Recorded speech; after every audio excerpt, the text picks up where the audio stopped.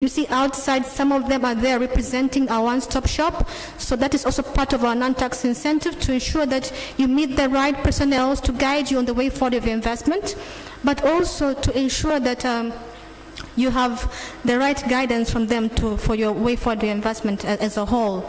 And also for your expatriates that you do choose to hire in the country, it's not a problem, you're welcome. And for them also to train the locals to have that kind of technology. And you'll be able to have 10 expatriates. If you need more, our team is ready to facilitate you to ensure that they also have the right permits to work here. Regardless, if you would want to repatriate your funds, it's not a problem. You're able to repatriate your funds. There is no any kind of restriction when it comes to that. So in a nutshell, in a summary, that's about TAC. We'll have a promotional video of which will show you a glimpse of the existing companies from China that have invested in Tanzania, for you to see their real circumstances and the operations of the investment and how TAC really facilitates them in their investment. So we also welcome you as prospective investors to invest in Tanzania. And as TAC, we are readily available to facilitate you and to ensure that your investment has a soft landing. Welcome. Shishya. Good morning all. My name is Hamis Dunia, all protocol observed.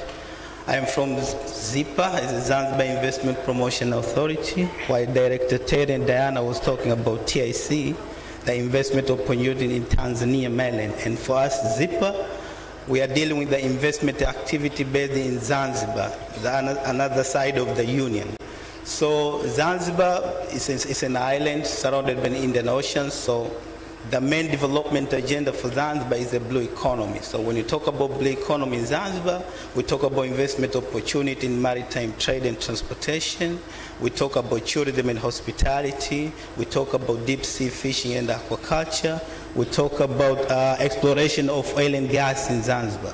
So for those of you who are interested to invest in Zanzibar, ZIPA is the gateway. So welcome, come to invest with us, and we're here to facilitate you. And apart from the diversified investment opportunity available in Zanzibar, also the conducive business environment in Zanzibar, the incentive investment package available.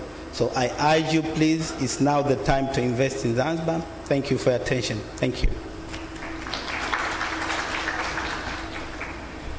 Thank you very much. We will now play the promotional video that will give you the experience of Chinese investor in Tanzania. On that note, I would also like to mention that our colleague Diana speaks Chinese and my colleague Hamisi is fluent in Turkish. Thank you.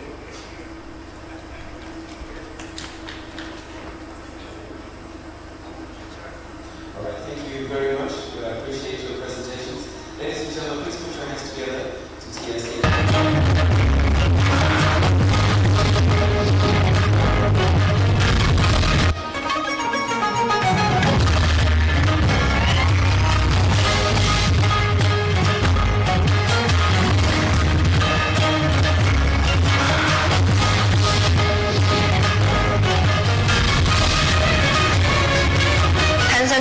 Is growing, the economic environment is becoming very friendly nowadays. Everyone can have opportunity here. The market is very big. The Tanzania government is really encouraging foreign investment with conducive business environment. 中国和坦桑尼亚之间的关系一直以来都是密切、友好和合作的，有着悠久的历史渊源。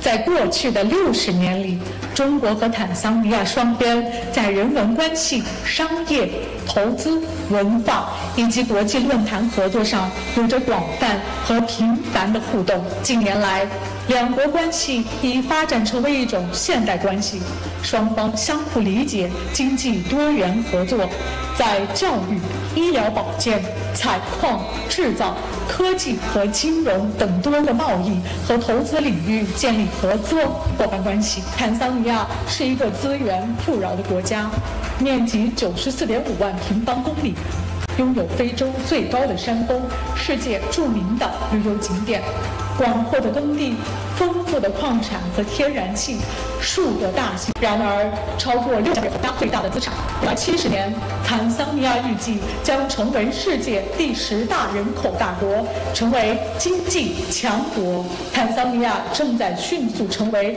制造和组装业的首选之地。最近，对中坦工业园、卡马卡、Elsewedy、卡某等现有的工业园区进行了大量投资。这些工业园区提供了齐全的基础设施配套，制造商可以入驻并设厂，制造生产他们的产品，并通过工业区旁边的铁路线将产品运送到达累斯萨拉姆港，然后发往世界各地。坦桑尼亚是几个优惠贸易协定的一部分，这些协定提供了进入主要市场的机会，其中包括通过 EBA 进入欧洲市场，通过 AGOA 进入美洲市场，以及凭中国和印度等大型市场，使坦桑尼亚成为最佳投资目的地。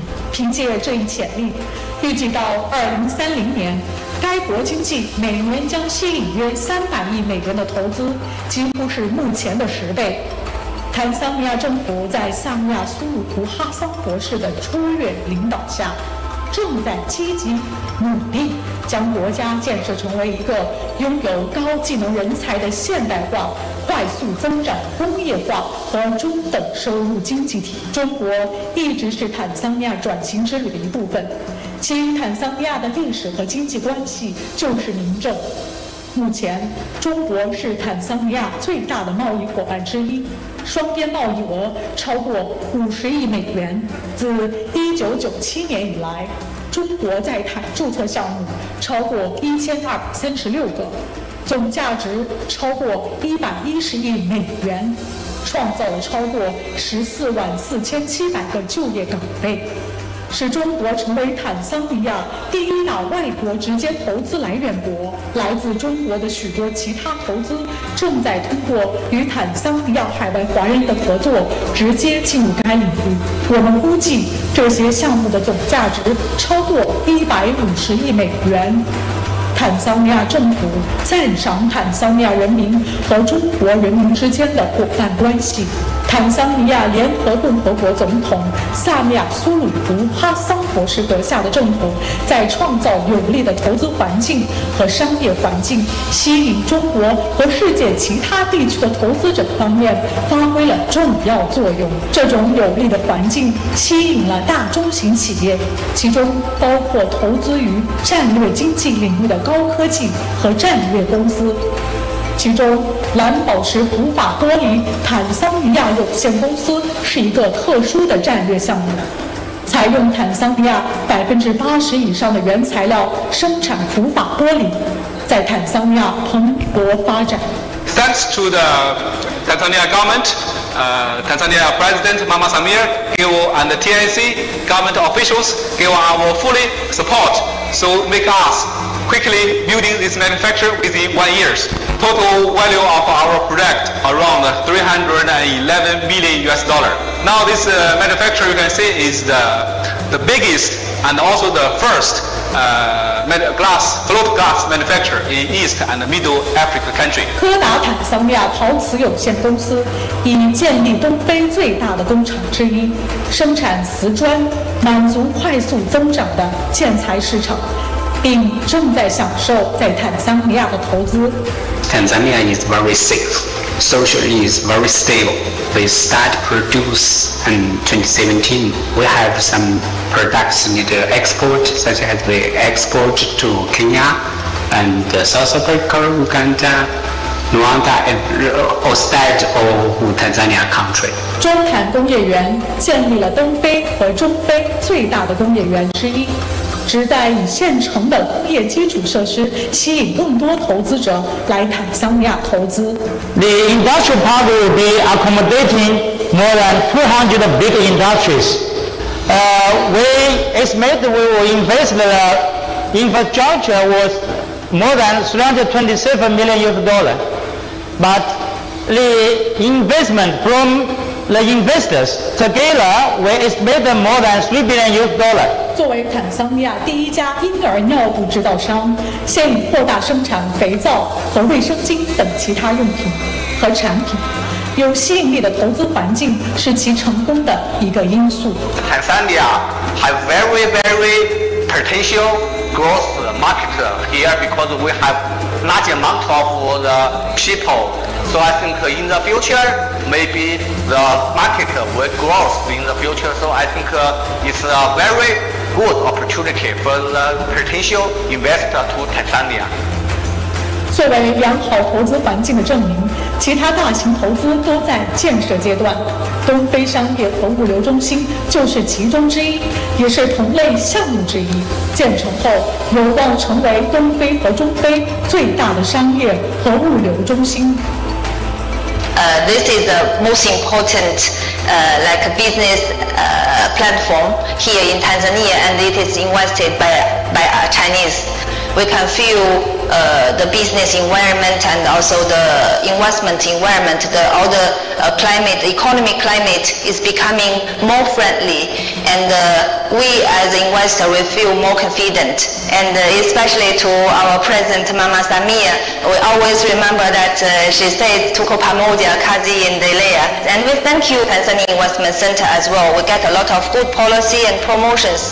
坦桑尼亚商界在以下9个关键机会领域伸出了合作之手：制造业、园艺农业和农产品加工、采矿和矿物加工、畜牧业价值链、纺织和服装、旅游业、陆地和海洋运输及物流中心的物流、制药、汽车工业。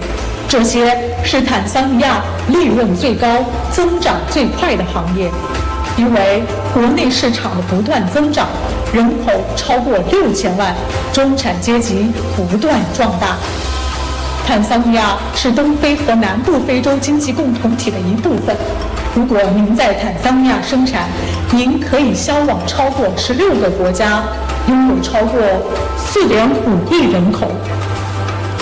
我们有最好的经济政策，通货膨胀和债务水平在我们地区最低。我们在高速铁路、高速公路、农村公路、海港现代化和发电等基础设施方面的投资最高，这使得生产成本是该地区最低的。最后，但并非最不重要的一点是，我们提供非洲最先进的激励计划。您投资越多，您选择所需优惠政策的机会就越多。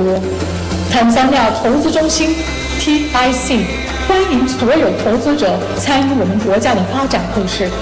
我们推出了坦桑尼亚电子投资窗口 TEIW， 允许投资者在世界任何地方注册其业务。投资者现在可以通过坦桑尼亚投资中心的一站式便利中心获得执照、许可证、证书和其他批准优质服务。我们为中国投资者设立了专门的服务台，每年吸引不少于30亿美元的投资。坦桑尼亚是非洲最安全、最佳的投资目的地。坦桑尼亚准备好了，投资中心准备好了。萨米亚苏鲁福哈桑博士阁下，欢迎您成为坦桑尼亚中国经济关系下一个增长篇章的一部分。快来坦桑尼亚投资吧 ！Excellent. Thank you very much. I think you saw in the video from the Tanzania Investment Center, the opportunities are endless and boundless. Tupo pamoja, kazi iendelee. And now I wish to welcome a gentleman that you've seen on the screen, Mr. Johnson Huang, Chairman of the Chinese Enterprises Association in Tanzania. He'll be discussing the investment and trade. You've seen a little bit in the video. Please put your hands together as I welcome Mr. Johnson to the stage.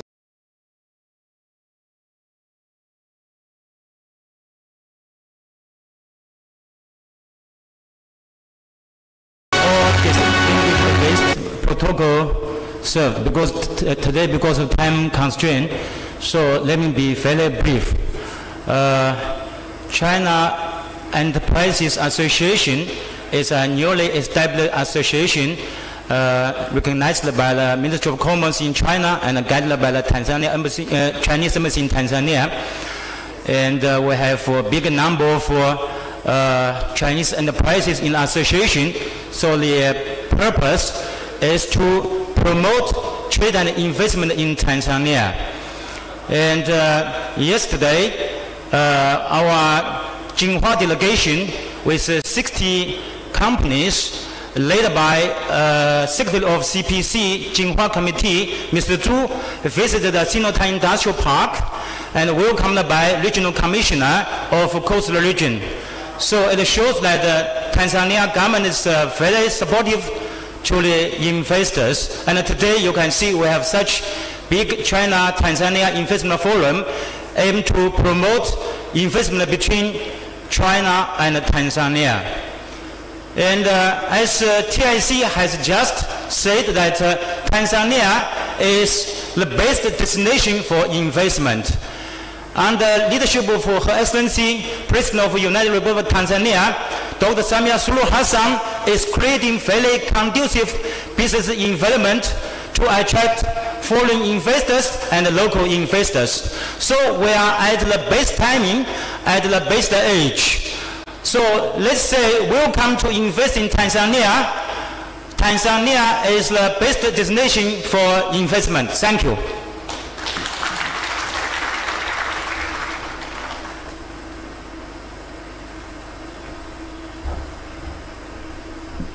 Thank you very much, Mr.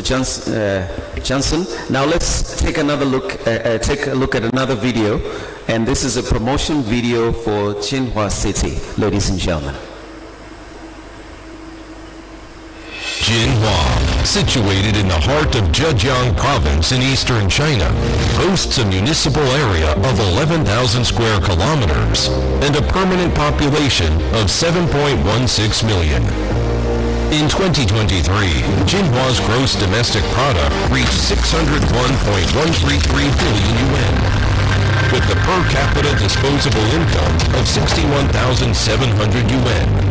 With its rich history and a galaxy of talents, Jinhua is renowned as the birthplace of rice cultivation at the Shangshan ruins. The city also provides itself on the picturesque ecological environment and excellent transportation infrastructure that has established it as a national hub for land transportation. Moreover, Jinhua thrives with vibrant market and flourishing industries, boasting 18 industrial clusters with an annual output exceeding 10 billion yuan each. Notably recognized both domestically and internationally are China Yiwu International Trade City, Hengdian World Studios in Dongyang, and Yongkang China Technology Hardware City.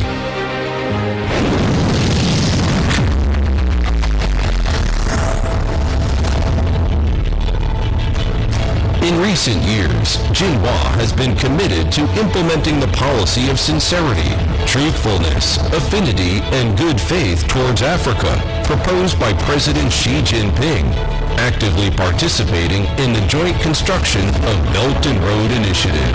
Within the framework of the Forum on China-Africa Cooperation, Jinhua has continuously promoted pragmatic cooperation with Africa and successfully held high-quality Forum on China-Africa Economic and Trade Relations for 6 consecutive years. By focusing on cultural and educational exchanges, as well as economic and trade cooperation, Jinhua has established a more recognizable and influential Jinhua model for China-Africa cooperation.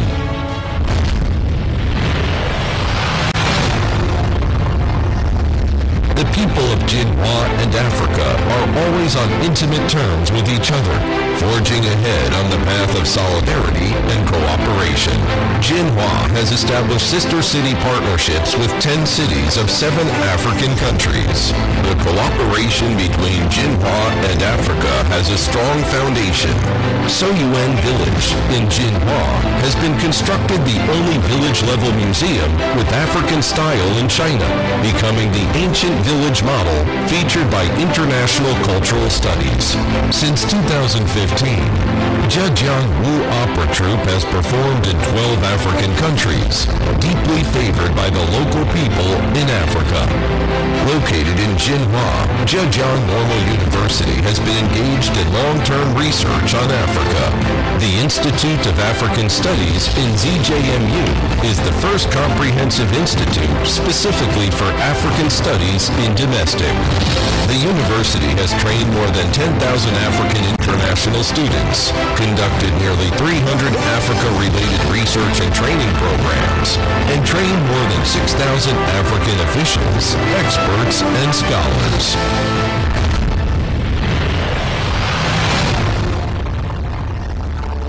Historically, there have been numerous highlights in economic and trade cooperation between Jinhua and Africa.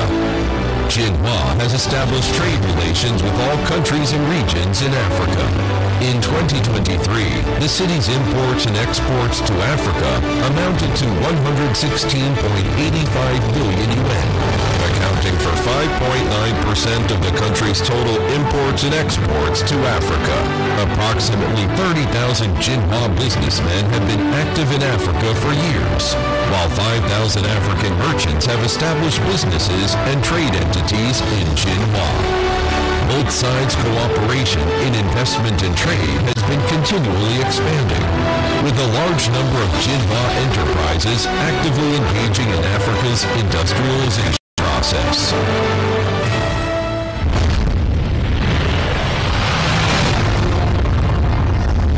In the future, Jinhua-Africa cooperation will generate stronger impetus. 2024 marks the 60th anniversary of the establishment of diplomatic relations between China and Tanzania, and the comprehensive strategic partnership between the two countries is poised to advance to a new level. Jinhua and Tanzania have a deep foundation of cooperation. On November 4, 2022, during Tanzanian President H.E. Samia Suluhu Hassan's visit to China, Zhejiang Tanzania Trade and Investment Development Exchange Conference was held in Jinhua, vigorously pushing China-Tanzania practical cooperation to a new level. China and Africa are collaboratively exploring the dynamic implementation of modernization, while jointly advancing the historic cause of win-win cooperation, harmonious coexistence, and shared prosperity among civilizations. We eagerly anticipate partnering with African nations to prioritize economic, trade, and cultural collaboration, consistently hosting the Forum on China-Africa Economic and Trade Relations and Cultural Cooperation. With relentless joint efforts, we strive to build an even stronger China-Africa community with a shared future. I would like to invite you all international students to come to Jinhua, come for a visit because of the beautiful landscapes in Jinhua. This will help you to understand more about Chinese culture. In Jinhua, we have a lot of friends from different countries. Jinhua is a city where you can find people from all around the world. If you want to make money, if you want to pursue your study, Jinhua is the place to be. So, welcome to Jinhua. Jinhua, it's a very good place. It's become a bridge between China and Africa. We welcome you all. Come to Jinhua.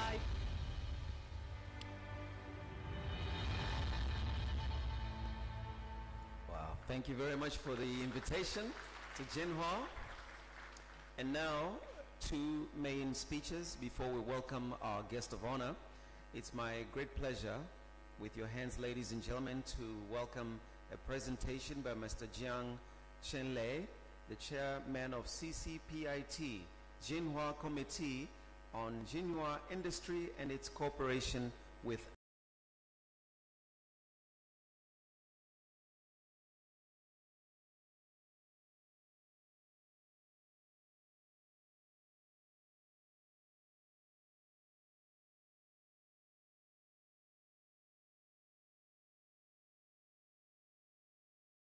女士们、先生们、朋友们，大家上午好。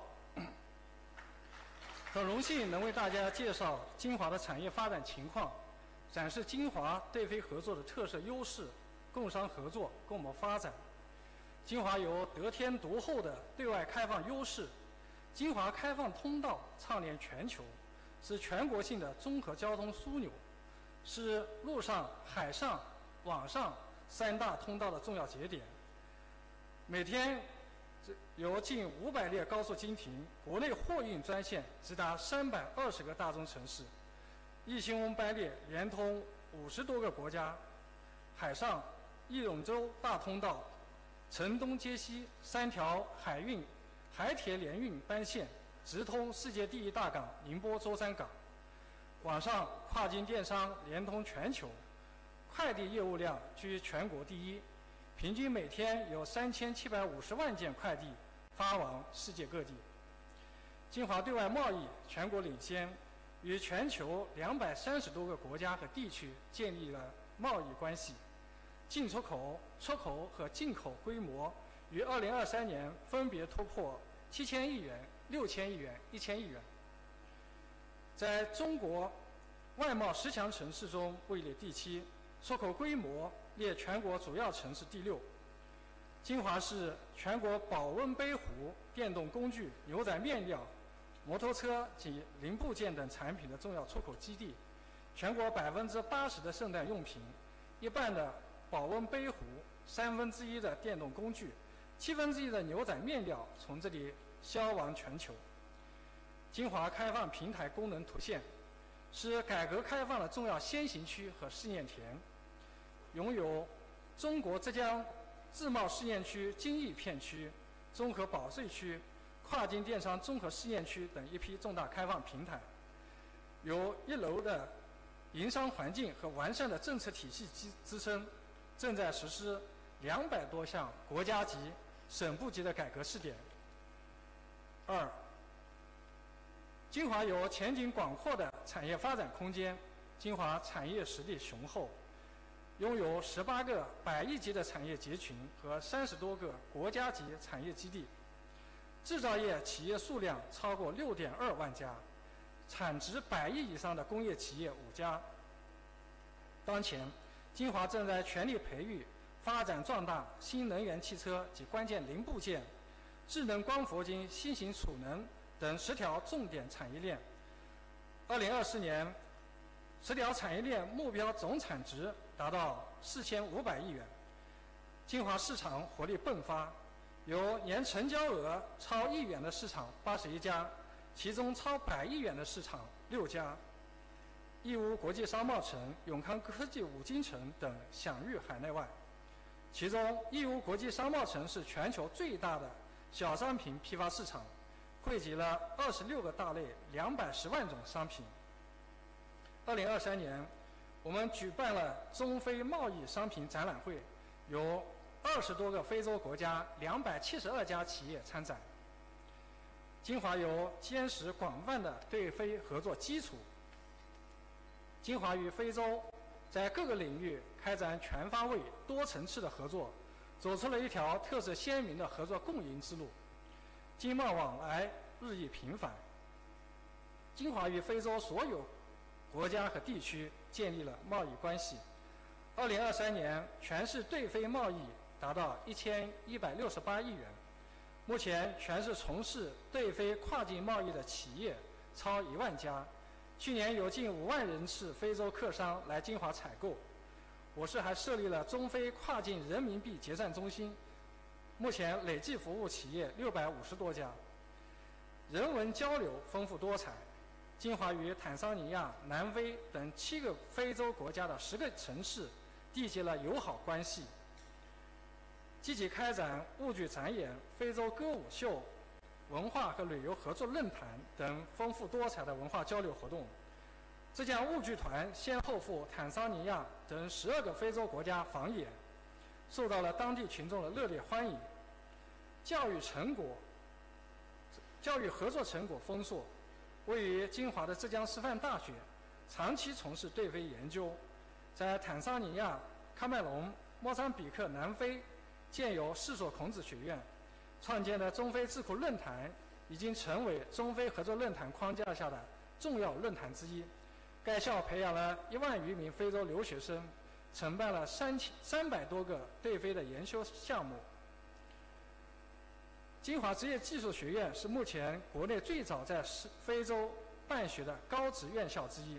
自2017年在卢旺达设立莫桑泽国际学院以来，已经在电子信息、食品加工等领域开展职业技能培训近1万人次。金华和非洲的经贸论坛影响深远。金华连续6年举办中非经贸和文化论坛，开展了80多场交流活动。论坛规格不断提升，影响持续扩大。多位非洲国家领导人先后出席活动，埃及风电、津巴布韦综合钢厂等100个合作项目签约，中非贸易金华指数、中非跨境人民币结算中心等一系列标志性成果落地金华。中非经贸和文化论坛已成为中了解、加深友谊、深化合作、共谋发展的重要平台。2020年是中非合作的大年，我们将深入贯彻习近平主席关于扩大开放、深化中非合作一系列重要论述和指示精神，精心谋划举办一系列的中非经贸文化合作交流。1月左右在金华举办中非经贸和文化论坛。前不久举办的第13届中非智库论坛正式拉开了系列活动的序幕，后续将有20多场活动陆续在中国和非洲开展。我们将向非洲展示金华高水平建设内陆开放枢纽中心城市的务实成果，并在活动期间签约落地一批新的对非合作项目。围绕构建高水平中非命运共同体，聚焦人文交流、贸易促进、产能合作、人才培养等热点问题，共谋发展、共话未来。借此机会，我也诚挚地邀请在座的各位领导嘉宾，届时莅临金华，共襄开放盛会，共享合作机遇。金华欢迎大家，谢谢大家。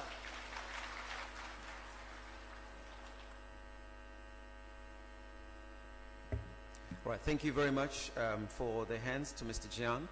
And it's my pleasure now to welcome the next presentation, Mr. Lo Langjian, Secretary of CPC Dongyang Committee on Dongyang Industry. Ladies and gentlemen, your hands, please. "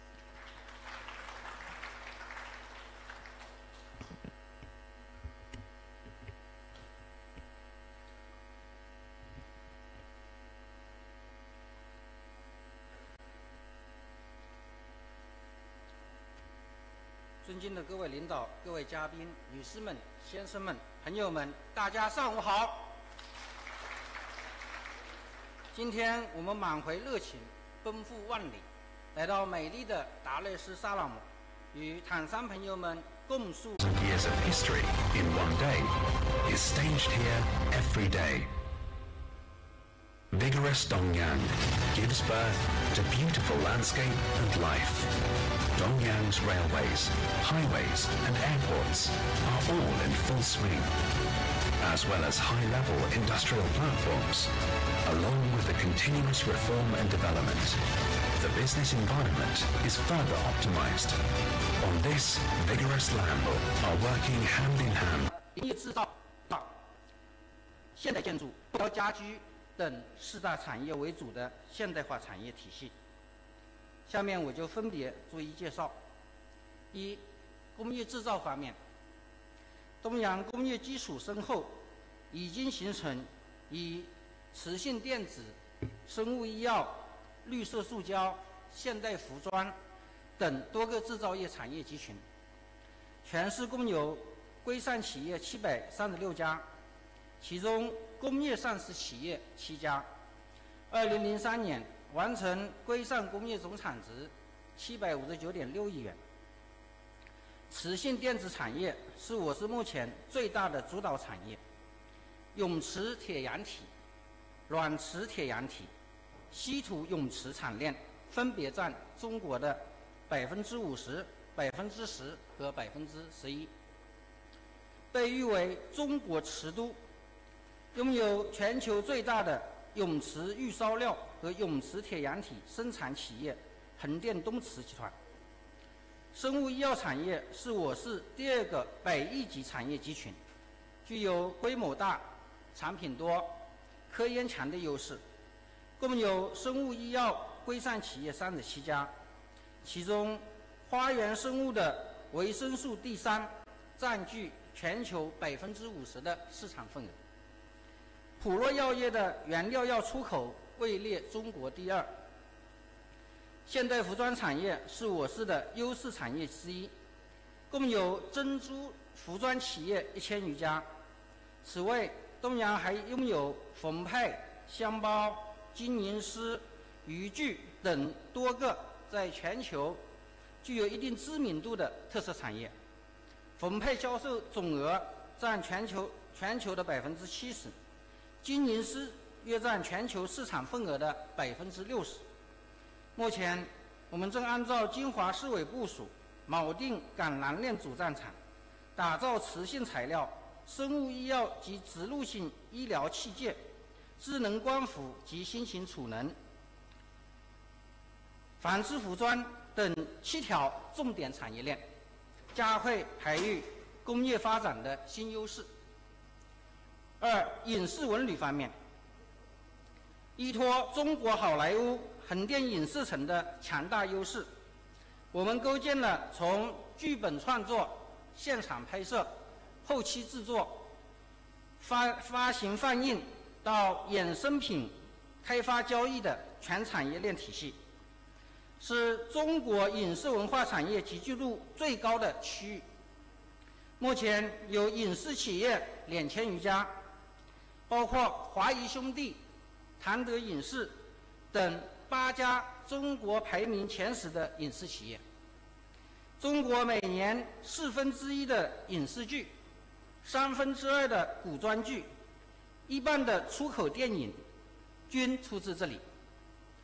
影视产业的发展还催生了规模近13万的横漂群体，带动服装、化妆、道具等配套产业，以及酒店、餐饮等服务业快速发展，年接待游客近2000万人次。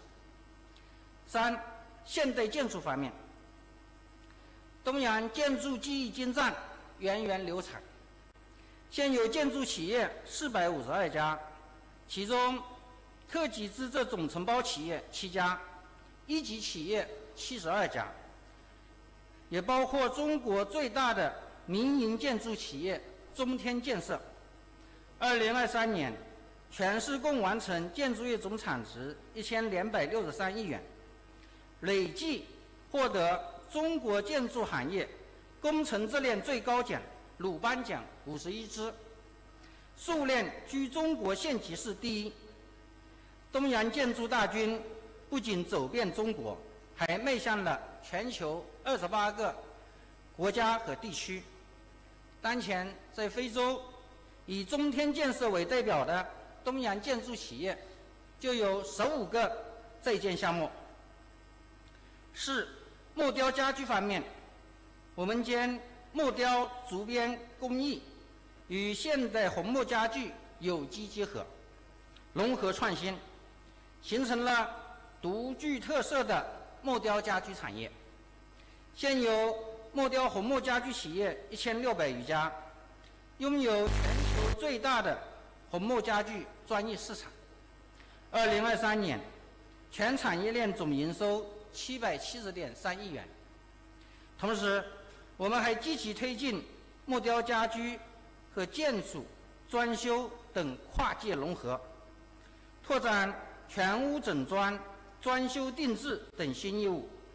每年举办中国木雕竹编工艺美术博览会，致力打响美红木到东阳、专中色找东阳的品牌。女士们、先生们、朋友们，中国和非洲是好兄弟、好伙伴。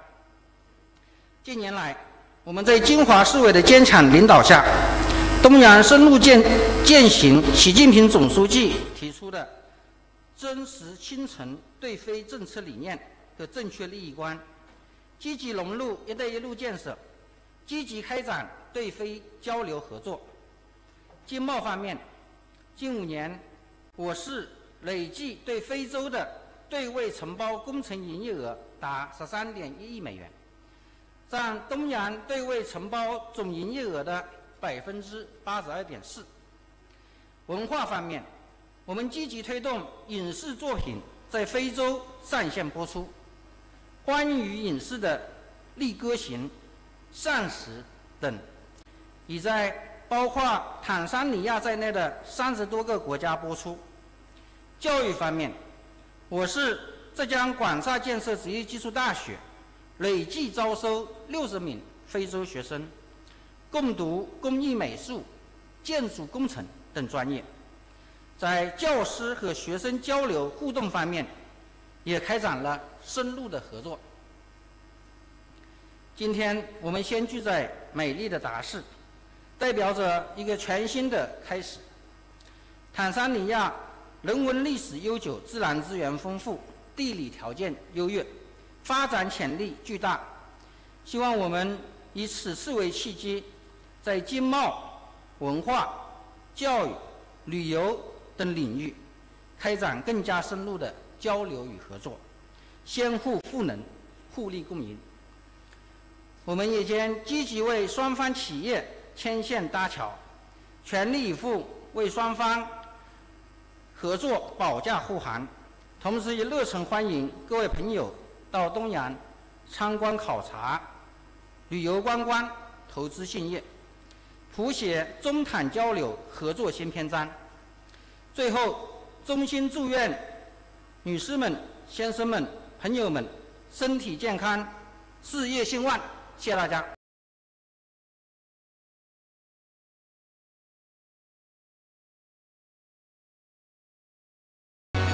May we have our hands once again, ladies and gentlemen, for the 2 presentations.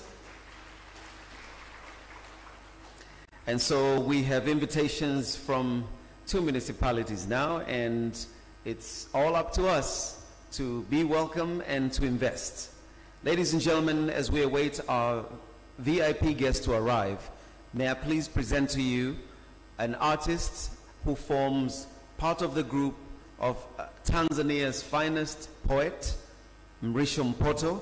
Her name is Mariam, and she's coming to you with something that may be familiar to our Chinese delegates. Please put your hands together for Mariam. Tunakaribisha Mariam sasa uweze kuburudisha na kutuonyesha.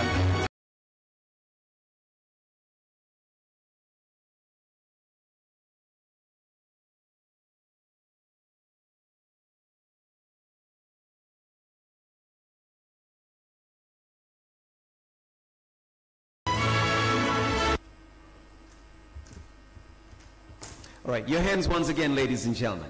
Karibu.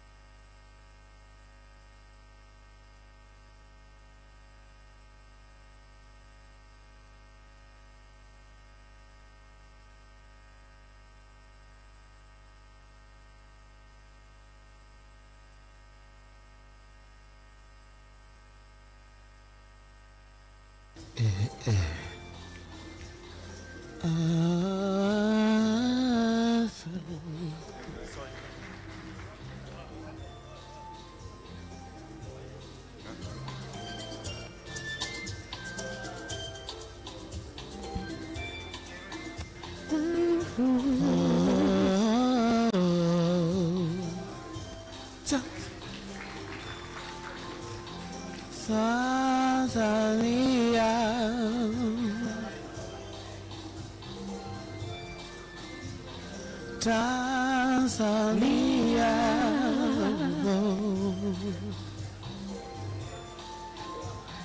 Tanzania.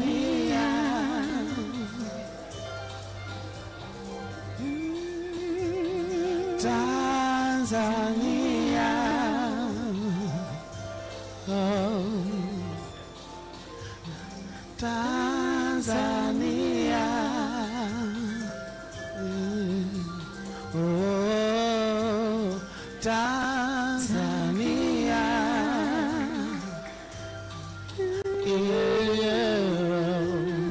Tanzania. Oh, Tanzania. Tanzania. Oh,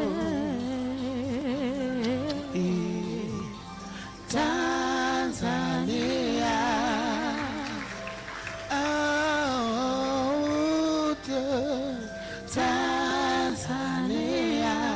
Hakuna matata, hakuna matata. Tanzania. Oh, Tanzania. Hakuna matata, hakuna matata. Tanzania.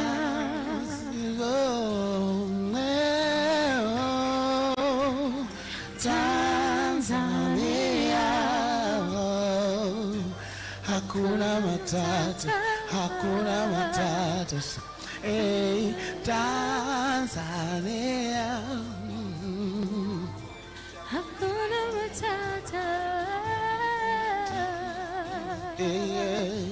Hakuna matata, hakuna matata. Tanzania. Hakuna, hakuna. Tanzania.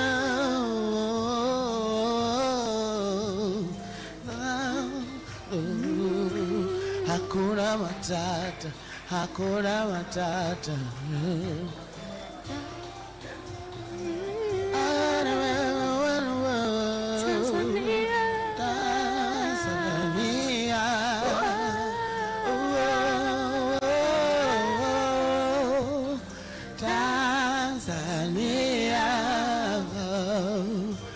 Hakuna matata, hakuna matata. Tanzania. Hakuna matata.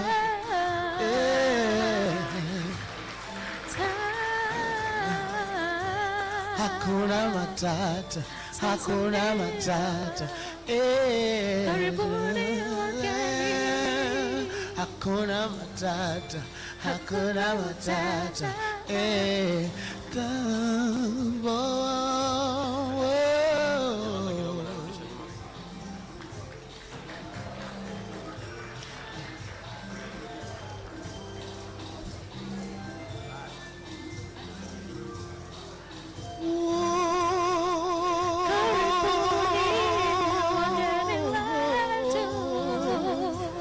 Hakuna matata, hakuna matata. Hakuna matata. Hakuna matata, hakuna matata. Hakuna matata.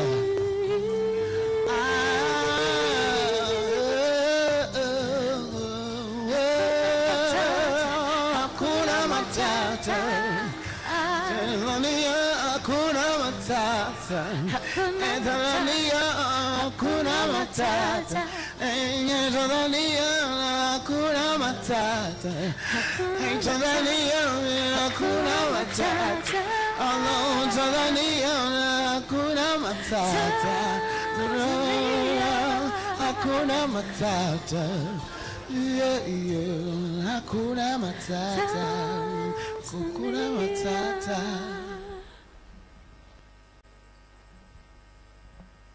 Tanzania hakuna. Exactly. That's a very popular one, isn't it? Huh? All right, so as you've seen, the VIPs have stepped out to welcome the guest of honor, the VVIP, and soon they'll be coming into the room. I will request that we'll all be upstanding at that moment. We put our hands together, and once they take their seats, we proceed with the program. Once again, we'll begin with introductory remarks. Dr. Tausi Kida, the Permanent Secretary, will do all the formal introductions and also the welcomes, and thereafter we'll proceed with the handover ceremony of 5 MOUs before we do the unveiling of the nameplate of Merit Link East Africa Service Tanzania. So let's prepare for that one. We'll then move to local entertainment, where you will now get to see Mrisho Mpoto, who is a poet. And so when he comes into the room, he'll be singing about the cooperation between China and Tanzania. As you've heard, it's over 60 years now. We've also heard the welcomes from Tanzania mainland and Zanzibar in the presentations. And of course, the 2 provinces. Thank you very much for the presentations. They've been a fantastic highlight. And it's fantastic to see that there is booming business, of course, in investment volume and trade. And I believe everyone here is quite excited. So as you send the pictures out to your friends everywhere, please let them know of what the opportunities are here in Tanzania. And to our Chinese delegation, most welcome to Tanzania. And let's do business here together, pamoja, together. All right. So ladies and gentlemen, that is the program. We just await right now the arrival of the guest of honor. If there's a relevant video that we can play shortly, briefly, some highlights on the businesses here in Tanzania, we can do that in the meantime as we wait for the moment when we will stand and welcome the VIP. Please, from the control room, if we have any good video to play, let's do that on the screens. I will request that we settle down as we wait for the VP to come through. This Thank you. is Zanzibar, an archipelago off the coast of Tanzania, known for its natural beauty and rich cultural heritage, and consists of 2 large islands, Unguja and Pemba. Tourism is one of the major sources of income in Zanzibar, accounting for nearly 29.2% of the country's GDP and 82% of its foreign exchange earnings in 2019. Potential areas for investment in the tourism sector include hotels and accommodation, culture and heritage, marine tourism, sports tourism, arts and entertainment tourism, meetings, incentives, conferences and exhibitions tourism, and halal tourism. The island also offers a range of investment opportunities across various sectors, making it an attractive destination for investors. Zanzibar is strategically located along the East African coast, making it an ideal hub for trade between Africa and Asia. The island is accessible via an international airport, seaports, and the infrastructure on the island has improved significantly in recent years with ongoing upgrades to roads, bridges, and ports. The socio-economic development of Zanzibar depends significantly on marine-based resource utilization, which involves sustainable use of coasts, oceans, and marine resources. As a result, in 2020, Zanzibar adopted the blue economy concept. Hence, the bulk of Zanzibar's economic performance is dependent on efficient utilization of its ocean-based resources. Fishing takes place along the coastline. The fisheries sector supports directly and indirectly over 1/3 of the Zanzibar population. In the heart of this Indian Ocean archipelago, a strong tourist inflow primarily drives Zanzibar's real estate sector, and more recently, changes in residence permits allow foreign investors to acquire long-term leases in Zanzibar. Several residential projects have been developed in Zanzibar. In addition, due to its unique location and geographical connectivity through the international airport and a new upcoming ferry terminal, the residential and commercial projects will generate a high appreciation of capital. Zanzibar, an archipelago with alluvial soil, seasonal rainfall, and strategic geographical location for trade, and supports a vibrant agricultural sector with multiple crop production. While most food crops produced are consumed locally, cash crops such as cloves and clove stems are grown predominantly for export. Potential areas for investment in the agriculture sector include fruits and vegetables, spice farming, livestock, and forestry. Manufacturing is at the core of structural change and generates employment, thereby improving social welfare. This is in line with Zanzibar's objective of enabling sustained economic growth while creating job opportunities. Potential areas for investment in the manufacturing sector include textiles, apparel, cosmetics and related accessories, building and construction materials, assembling and packaging. The ICT sector in Zanzibar is primarily focused on building the necessary infrastructure and delivering e-governance services to different government departments. ICT sector is a cross-cutting catalyst that offers digital services and product innovation in all the key economic sectors in Zanzibar. Telecom and broadcasting are one of the potential areas of investment in the ICT sector. Zanzibar has huge potential for oil and gas. The sector is in exploration stage and is an area of focus alongside the blue economy. The government is in the process of developing oil and gas regulations that will ensure a balanced coexistence of the oil and gas sector with fisheries, tourism, and other offshore development activities. The revolutionary government of Zanzibar is now welcoming all prospective investors who wish to invest in Zanzibar. It is our expectation that the said investment opportunities, among others, will garner your attention. I assure you that Zanzibar is politically, socially, and economically stable, making it an ideal investment destination. My government is committed to continuing our role to provide a conducive and friendly environment for private investment and business opportunities. We are looking forward to hosting and partnering with you to invest in Zanzibar now. Karibuni sana. From its vibrant culture and history to its stunning natural beauty, Zanzibar is a place that captivates and inspires. Come, invest, and explore the magic of these islands. Welcome to Zanzibar.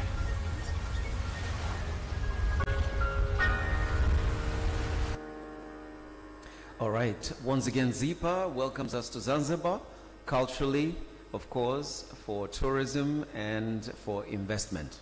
Let's continue. If we have another good one within Tanzania mainland.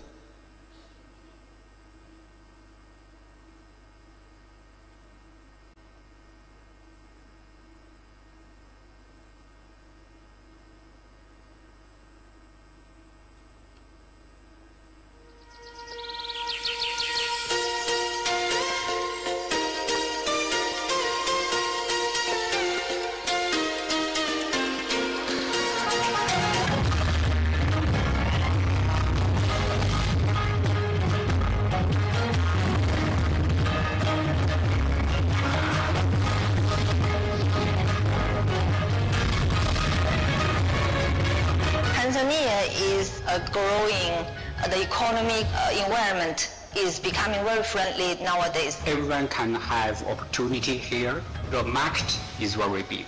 The Tanzania government is really encouraging foreign investment with conducive business environment. 中国和坦桑尼亚之间的关系一直以来都是密切、友好和合作的，有着悠久的历史渊源。在过去的60年里，中国和坦桑尼亚双边在人文关系、商业、投资、文化以及国际论坛合作上有着广泛和频繁的互动。近年来，两国关系已发展成为一种现代关系，双方相互理解，经济多元合作，在教育、医疗保健、采矿、制造、科技和金融等多个贸易和投资领域建立合作伙伴关系。坦桑尼亚是一个资源富饶的国家，面积94.5万平方公里，拥有非洲最高的山峰、世界著名的旅游景点、广阔的耕地、丰富的矿产和天然气、数个大型湖泊以及1424公里的海岸线和港口。海岸线的港口服务6个内陆国家，然而，超过6000万人口是这个国家最大的资产。未来70年，坦桑尼亚预计将成为世界第10大人口大国，成为经济强国。坦桑尼亚正在迅速成为制造和组装业的首选之地。最近，对中坦工业园、卡马卡、埃斯贝比、卡某等现有的工业园区进行了大量投资。这些工业园区提供了齐全的基础设施配套，制造商可以入驻并设厂，制造生产他们的产品，并通过工业区旁边的铁路线将产品运送到达累斯萨拉姆港，然后发往世界各地。坦桑尼亚是几个优惠贸易协定的一部分，这些协定提供了进入主要市场的机会，其中包括通过 EBA 进入欧洲市场，通过 AGOA 进入美洲市场，以及毗邻中国和印度等大型市场，使坦桑尼亚成为最佳投资目的地。凭借这一潜力，预计到2030年，该国经济每年将吸引约300亿美元的投资，几乎是目前的10倍。坦桑尼亚政府在萨米亚苏鲁胡哈桑博士的卓越领导下，正在积极努力将国家建设成为一个拥有高技能人才的现代化、快速增长的工业化和中等收入经济体。中国一直是坦桑尼亚转型之旅的一部分，其与坦桑尼亚的历史和经济关系就是明证。目前，中国是坦桑尼亚最大的贸易伙伴之一，双边贸易额超过50亿美元。自1997年以来，中国在坦注册项目超过1236个，总价值超过110亿美元，创造了超过144700个就业岗位，使中国成为坦桑尼亚第1大外国直接投资来源国。来自中国的许多其他投资正在通过与坦桑尼亚海外华人的合作直接进入该领域。我们估计这些项目的总价值超过150亿美元。坦桑尼亚政府赞赏坦桑尼亚人民和中国人民之间的伙伴关系。坦桑尼亚联合共和国总统萨米亚苏鲁胡哈桑博士阁下的政府在创造有利的投资环境和商业环境，吸引中国和世界其他地区的投资者方面发挥了重要作用。这种有利的环境吸引了大中型企业，其中包括投资于战略经济领域的高科技和战略公司。其中，蓝宝石福法玻璃坦桑尼亚有限公司是一个特殊的战略项目，采用坦桑尼亚80%以上的原材料生产福法玻璃，在坦桑尼亚蓬勃发展。Thanks to the Tanzania government, Tanzania President Mama Samia and the TIC government officials give our fully support, so make us quickly building this manufacturer within 1 year. Total value of our project around $311 million. Now this manufacturer you can see is the biggest and also the first float glass manufacturer in East and Middle Africa country. 柯达坦桑尼亚陶瓷有限公司已建立东非最大的工厂之一，生产瓷砖，满足快速增长的建材市场，并正在享受在坦桑尼亚的投资。Tanzania is very safe. Socially is very stable. We start produce in 2017. We have some products need to export, such as we export to Kenya and South Africa, Uganda, Rwanda, and outside of Tanzania country. 中坦工业园建立了东非和中非最大的工业园之一，旨在以现成的工业基础设施吸引更多投资者来坦桑尼亚投资。The industrial park will be accommodating more than 200 big industries. We estimate we will invest the infrastructure was more than $327 million. But the investment from the investors together we estimate more than $3 billion. 作为坦桑尼亚第1家婴儿尿布制造商，现已扩大生产肥皂和卫生巾等其他用品和产品。有吸引力的投资环境是其成功的一个因素。Tanzania have very potential growth market here because we have large amount of the people. So I think in the future maybe the market will grow in the future. So I think it's a very good opportunity for the potential investor to Tanzania.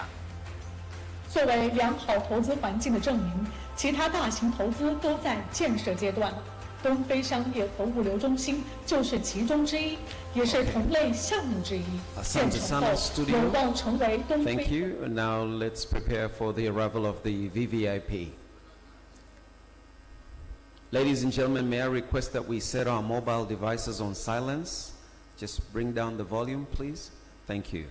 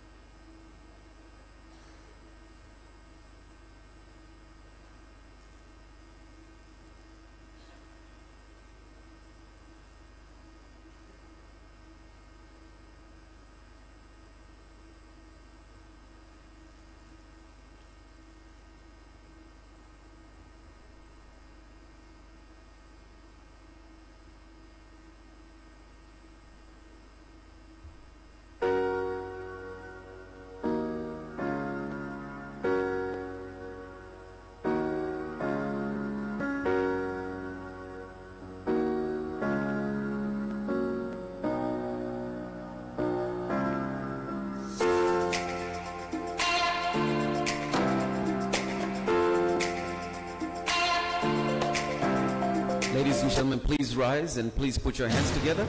Naomba tusimame na kumkaribisha makamu wa rais wa Jamhuri ya Muungano wa Tanzania, Mheshimiwa Dr. Philip Mpango. Makofi tafadhali. Both in Tanzania and China.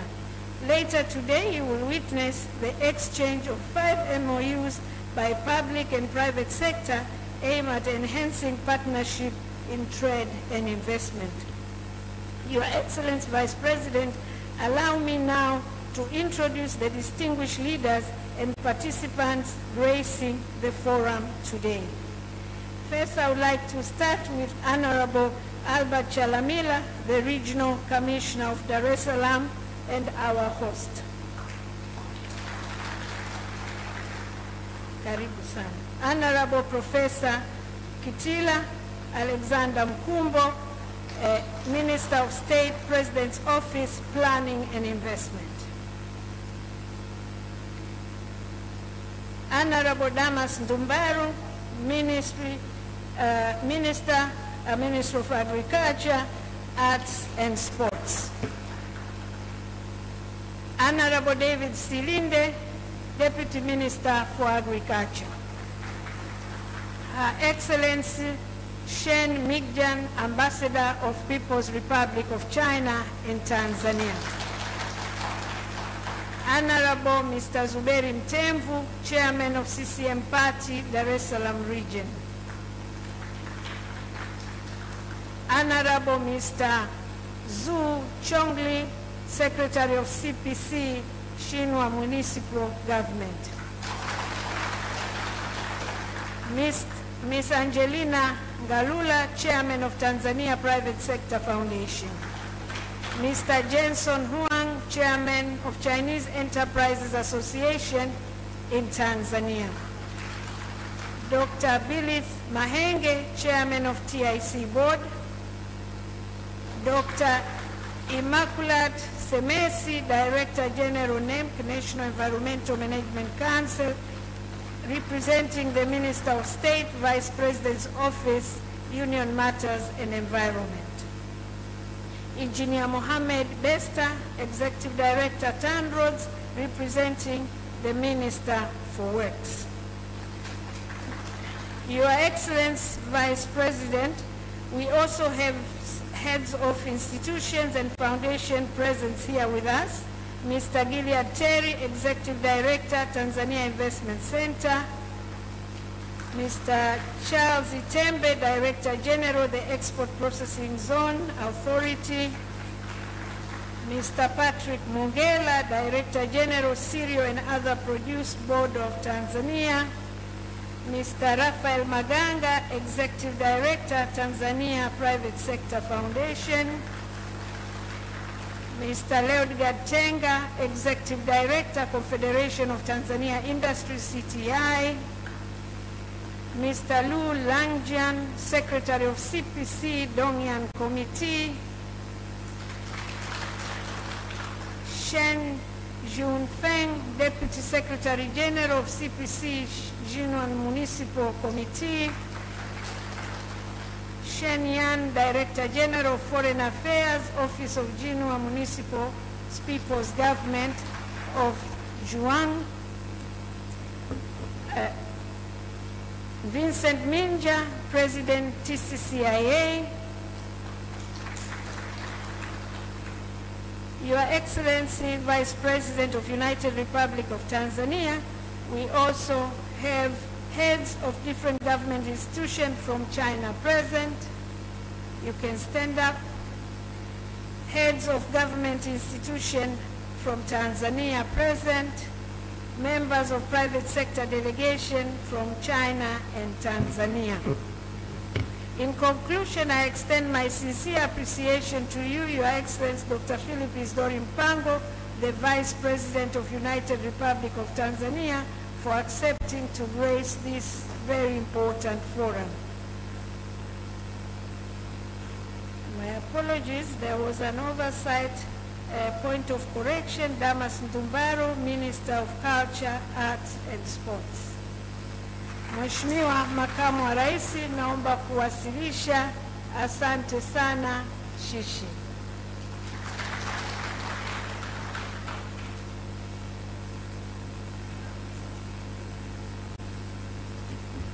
Thank you, Dr. Kida. Asante sana for the formal introductions and the welcome. And now, Your Excellency, the witnessing of the exchange of 5 MOUs. My planning committee, let's begin.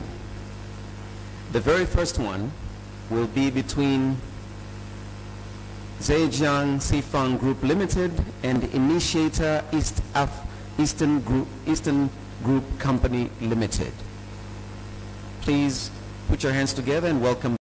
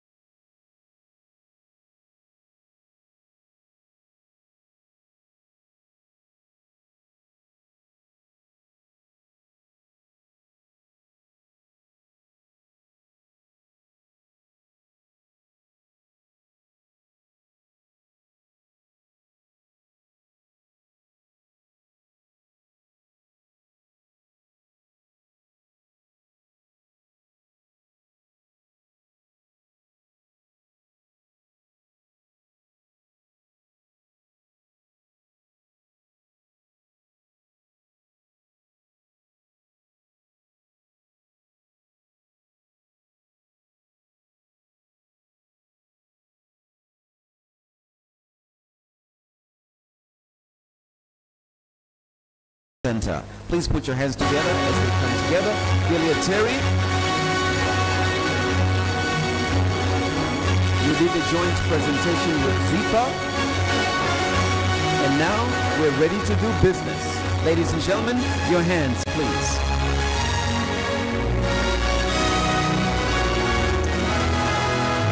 Thank you. Your Excellency, kingine cha uzinduzi wa nameplate ya inayoitwa Merit Link East Africa Service Center, Tanzania. And so, ladies and gentlemen, let's take a look at the unveiling of the nameplate of Merit Link East Africa Service Center, Tanzania. May the officials please come up onto the stage. And there we are. We have a plaque. All right. Okay, and so may I please welcome the parties for the unveiling of this plaque.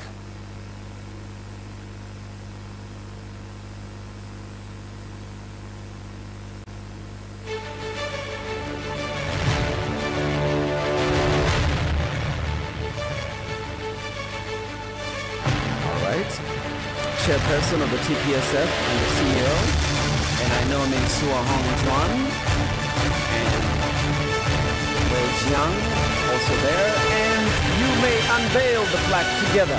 Please hold the ribbon, please hold the... And there we are, ladies and gentlemen. Please stand so that a picture can be taken for the unveiling.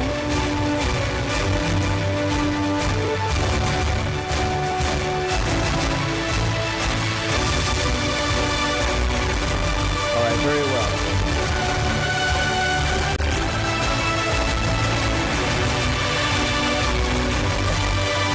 Ladies and gentlemen, let's put our hands together.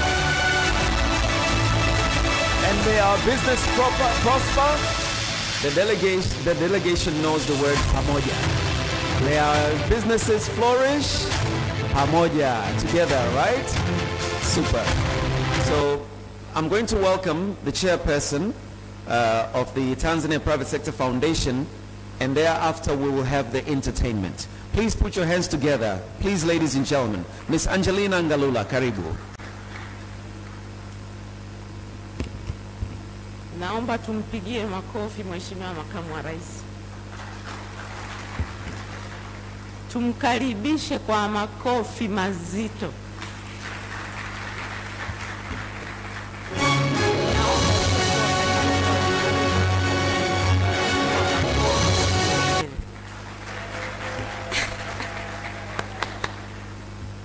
Asanteni sana.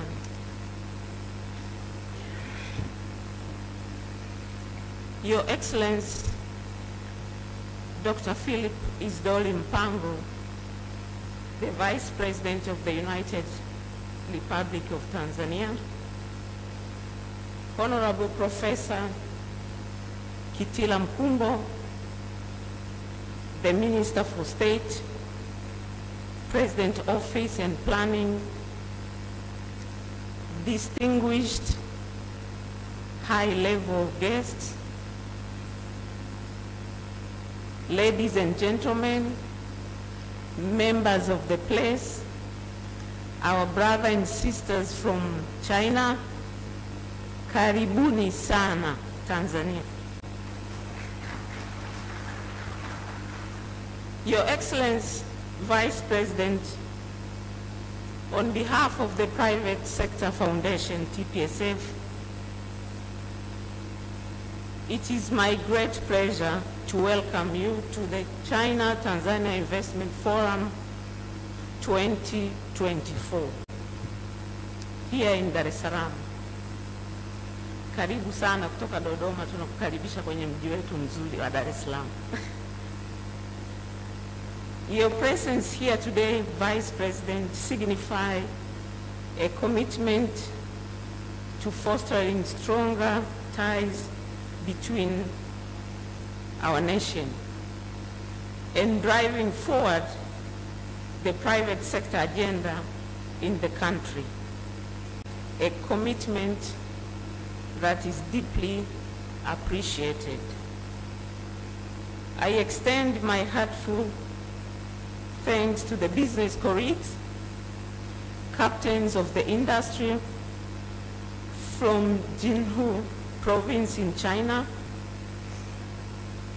Your journey to Tanzania is a testament to the growing partnership that aim to enhance economic, trade, cultural, and skill exchange between our two countries.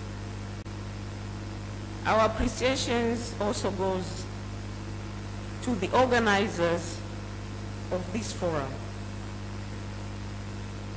Specifically, our appreciations goes to the Ministry for Planning and Investment under the able guidance of Professor Kitila Mkumbo, the Minister for President Office, Planning, Investment, and Planning.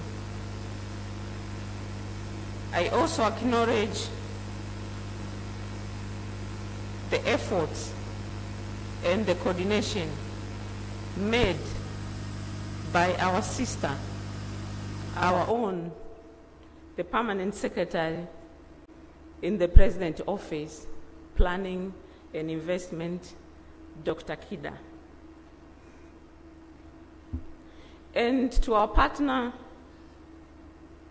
TCCIA, CTI, the Chinese Enterprise Association in Tanzania, and CCPIT, and the China Council for Promotion of International Trade, who are our hosts for this event today. Thank you very much for making it happen. Your Excellency Vice President, under the leadership of the President Samia Suluhu Hassan, Tanzania has made significant stride in improving the investment climate.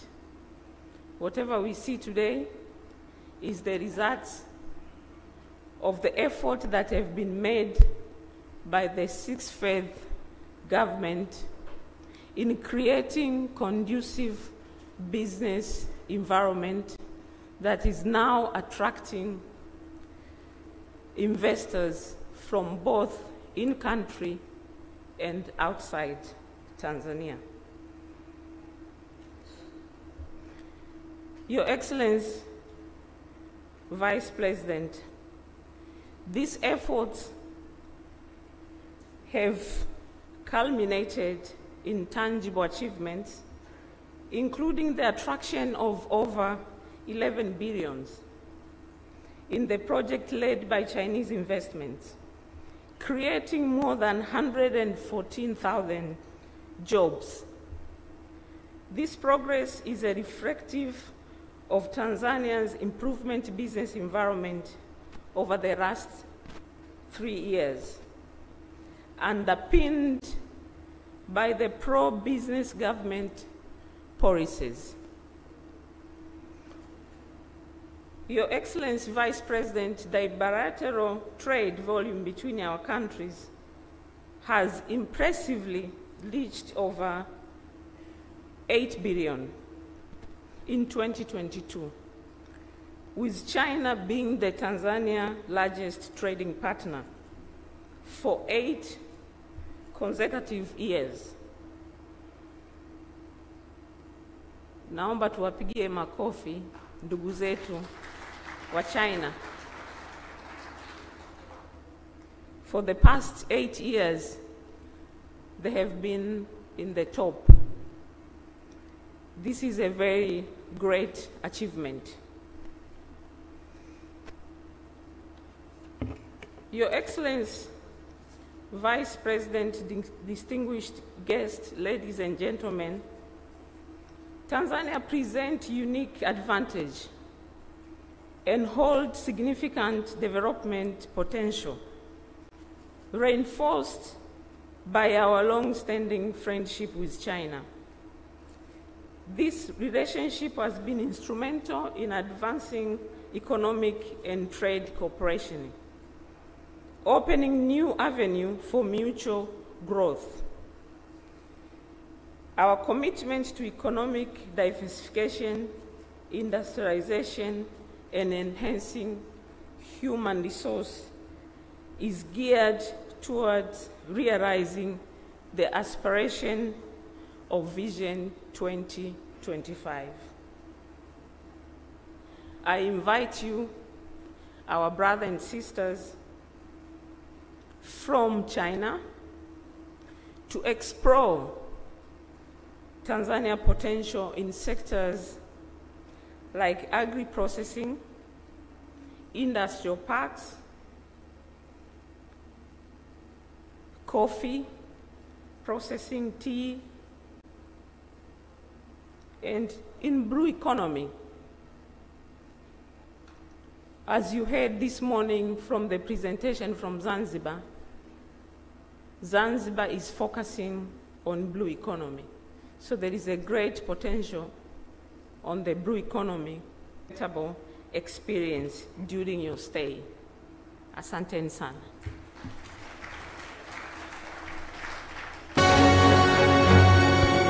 Thank you once again for your very, very warm welcome. Great insight into the business environment. From Rishampoto, ladies and gentlemen, Tanzania's finest poet. I know China is rich culturally, and we wish to present to you this. Upo tayari kakangu? Makofi mabibi na bwana. Let's put our hands together. From Rishampoto. Karibu kiongozi.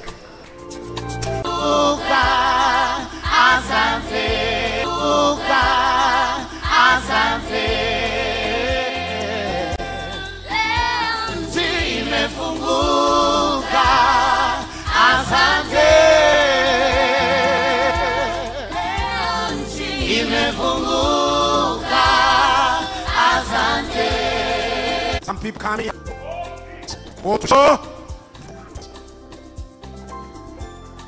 All these show their kindness. Nchi imefunguka.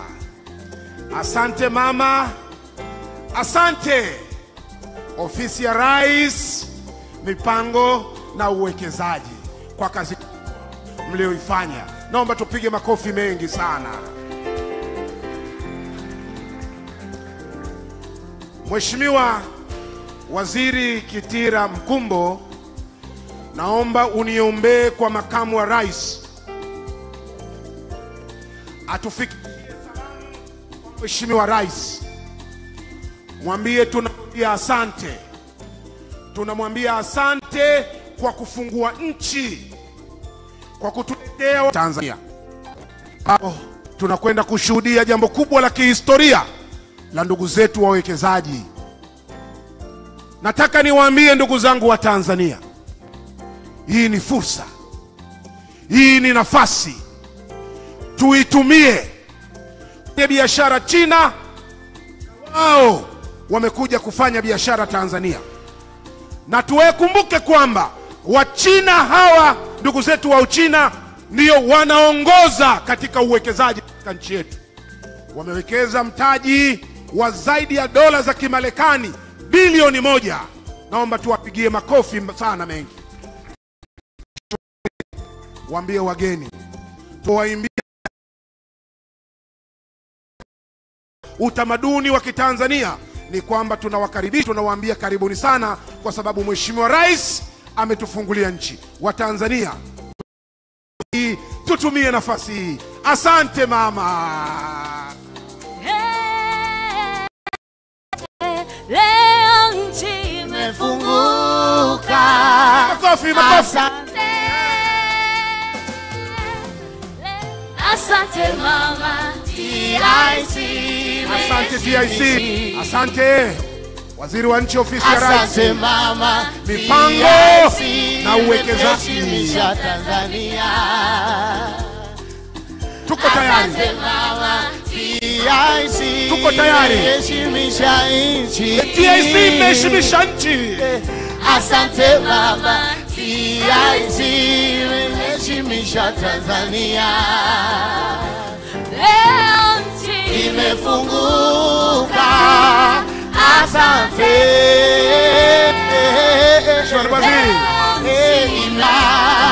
Asante. Leo imefunguka.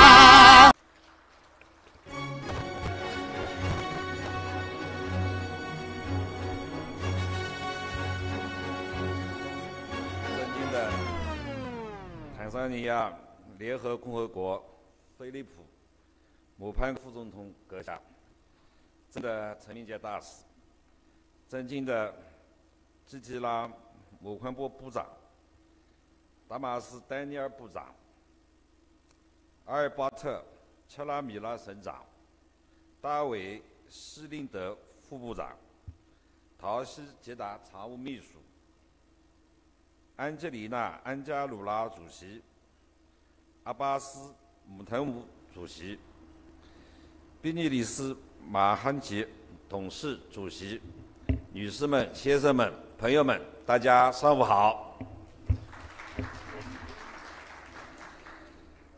很高兴来到美丽的滨海之城达莱斯萨拉姆，与坦桑尼亚朋友欢聚一堂，共同举办中泰投资论坛暨中国金华坦桑尼亚贸易投资推介会。首先，我谨代表中共金华市委、金华市人民政府，向菲利普姆潘戈副总统阁下、向中国驻坦桑尼亚大使馆和坦桑尼亚计划与投资部、工业与贸易部、文化和体育部、农业部、达莱斯萨拉姆省、滨海省投资中心、桑吉巴尔投资促进局、中资企业协会、私营企业协会、工业与农业商会、工业联合会等有关方面的精心安排、热情接待，表示衷心的感谢。向各位与会嘉宾、企业家和媒体朋友表示热烈的欢迎，也非常的感谢刚才艺术家的精彩演出，谢谢大家。众所周知，中坦两国传统友好，特别是2013年，中国国家主席习近平在担任国家主席后，首次出访就来到了非洲，首站到了坦桑尼亚。在访问坦桑尼亚期间，提出了真实倾城的对非政策理念，强调中非从来都是命运共同体。2022年，坦桑尼亚哈桑总统成功访华，是中共20大后中方接待的首位非洲国家元首。这样的高峰安排，充分体现了中坦关系的密切程度和中非关系在中国外交全局中的重要地位。在两国元首引领下，中坦关系已提升为全面战略合作伙伴关系。今年是中非合作大年，也是中坦建交60周年。下半年将召开中非合作论坛新一届会议。我们举办本次贸易投资推介会，就是要以实际行动达共识，为推动共筑高水平中非命运共同体贡献力量。中国有句古话：“相知无远近，万里尚为邻。”金华和坦桑尼亚相距万里，两地人民始终亲如兄弟，交流往密切，合作成果丰硕。非研究机构和智库。坦桑尼亚是近年来非洲发展最快、环境最好的经济体之一。2023年，金华和坦桑尼亚的经贸额达到62.45亿人民币，占中国与坦桑尼亚经贸额的10%。合作范围覆盖塑料制品、纺织服装、基建与五金工具、铜材铝材、水海产品等多个领域，双方合作基础好，潜力巨大，未来可期。本月初，中非智库论坛第13届会议在达莱斯萨拉姆举行，在论坛上发布了中非达拉斯萨拉姆共识，呼吁国际社会本着相互尊重等享誉海内外。拥有纺织服装、现代五金、新光电、新能源汽车及零部件、生物医药等超100亿集群18个。本次金华企业家代表一同参加访问和推荐富有成效，属于加快工业化和产能发展的重要阶段，发展势头良好。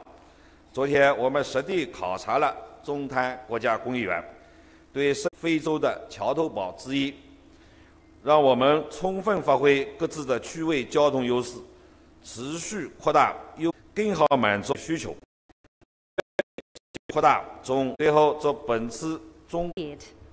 That China-Tanzania Investment Forum and China-Jinhua-Tanzania Trade and Investment Promotion Conference is held today.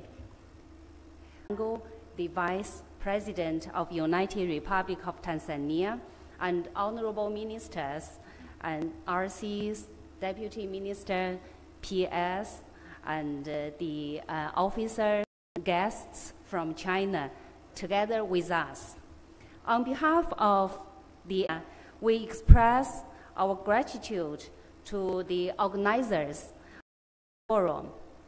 The tent constructed by the Chinese enterprises have successfully commenced operation, providing the continuous supply of electricity to the entire country. This injects sustained growth momentum into Tanzania economy, and we extend our heartfelt congratulations to the government and the people of Tanzania.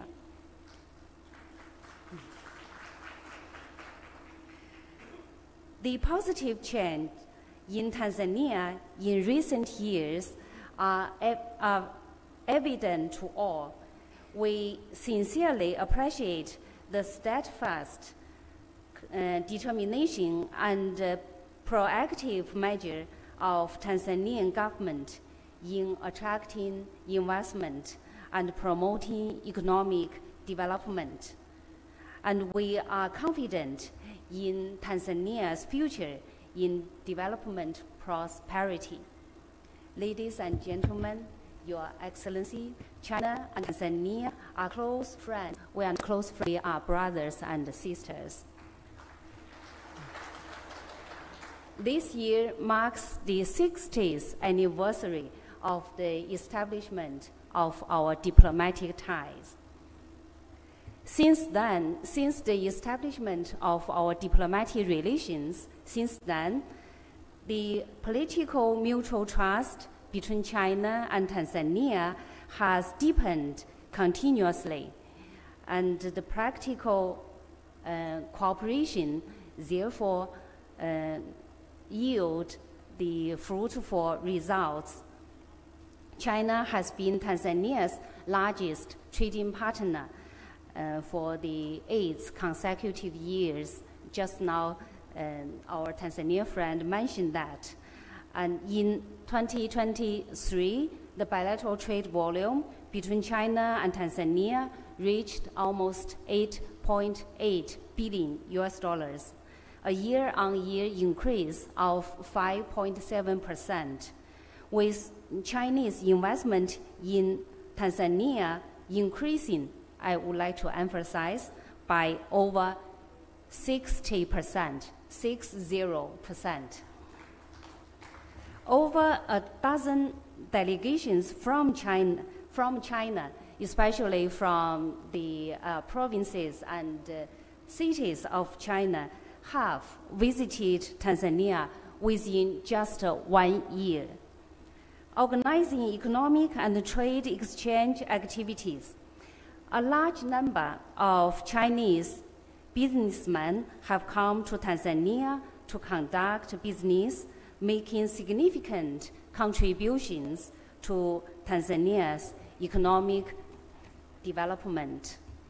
Currently, Chinese investment has reached various industries in Tanzania and various aspects of Tanzania people's daily life.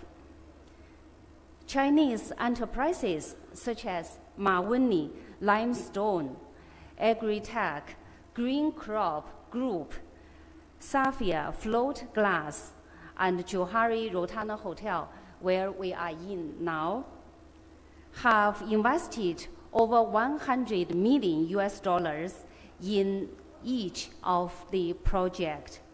The Sino-Tan Industrial Park and East African Commercial and Logistics Center have attracted a large number of investment to Tanzania.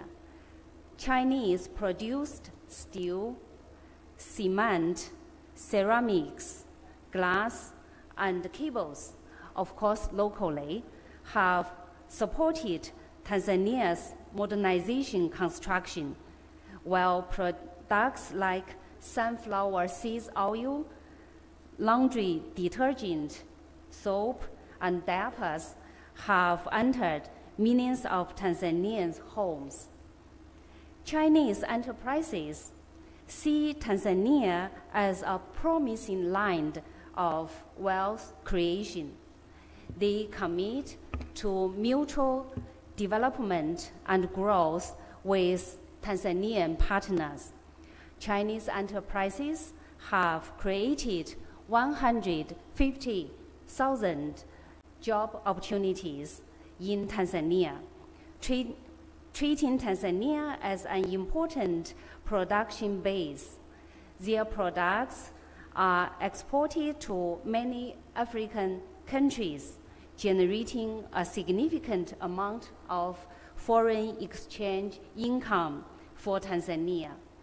We are pleased to see that Chinese investment is deeply integrated with the Tanzania economy and society, breathing the same air and sharing the same destiny as Tanzania people.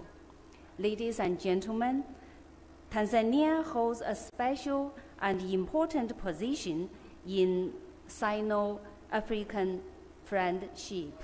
As my president noted before, that China-Tanzania relation takes the lead in China-African relation.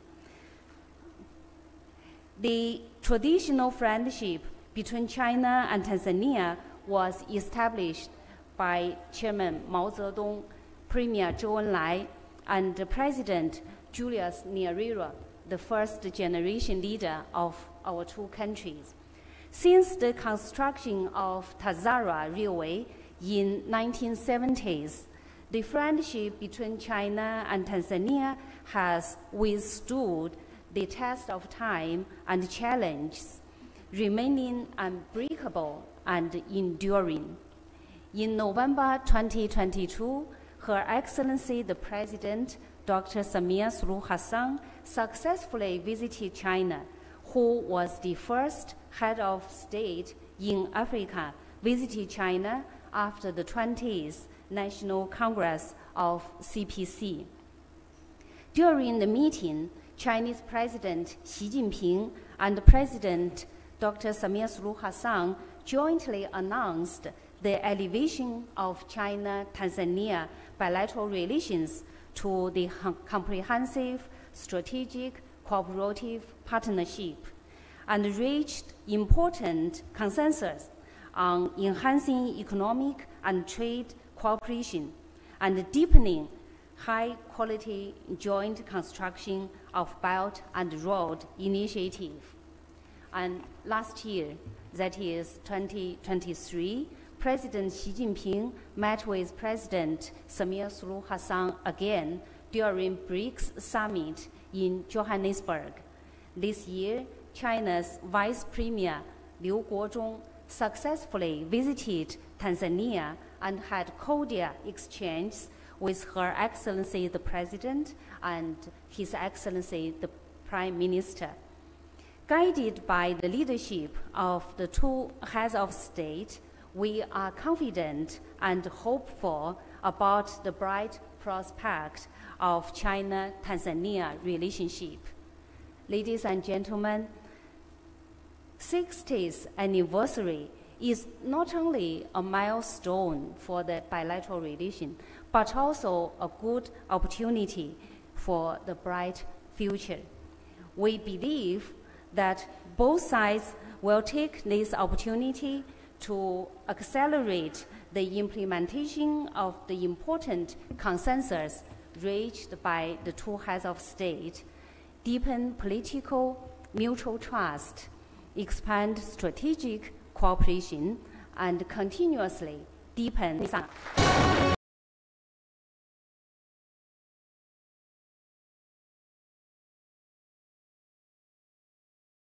Ladies and gentlemen, thank you very much for your fantastic speech that also takes us back into history and the present fantastic operation that we continue with.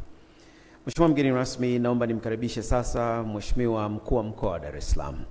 Tupo katika eneo lako ambalo ni vibrant kibiashara. Naomba nikukaribishe jukwaani tafadhali kwa neno la ukaribisho ndani ya mkoa huu kwa wageni wetu. Ladies and gentlemen,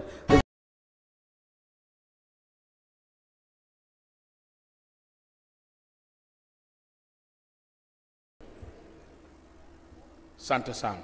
Mheshimiwa Makamu wa Rais wa Jamhuri ya Muungano wa Tanzania, kwanza tunayo furaha kukaribisha Dar es Salaam, na tumefurahia sana forum hii ambayo inatuweka pamoja kati ya serikali ya Jamhuri ya Muungano wa Tanzania na China.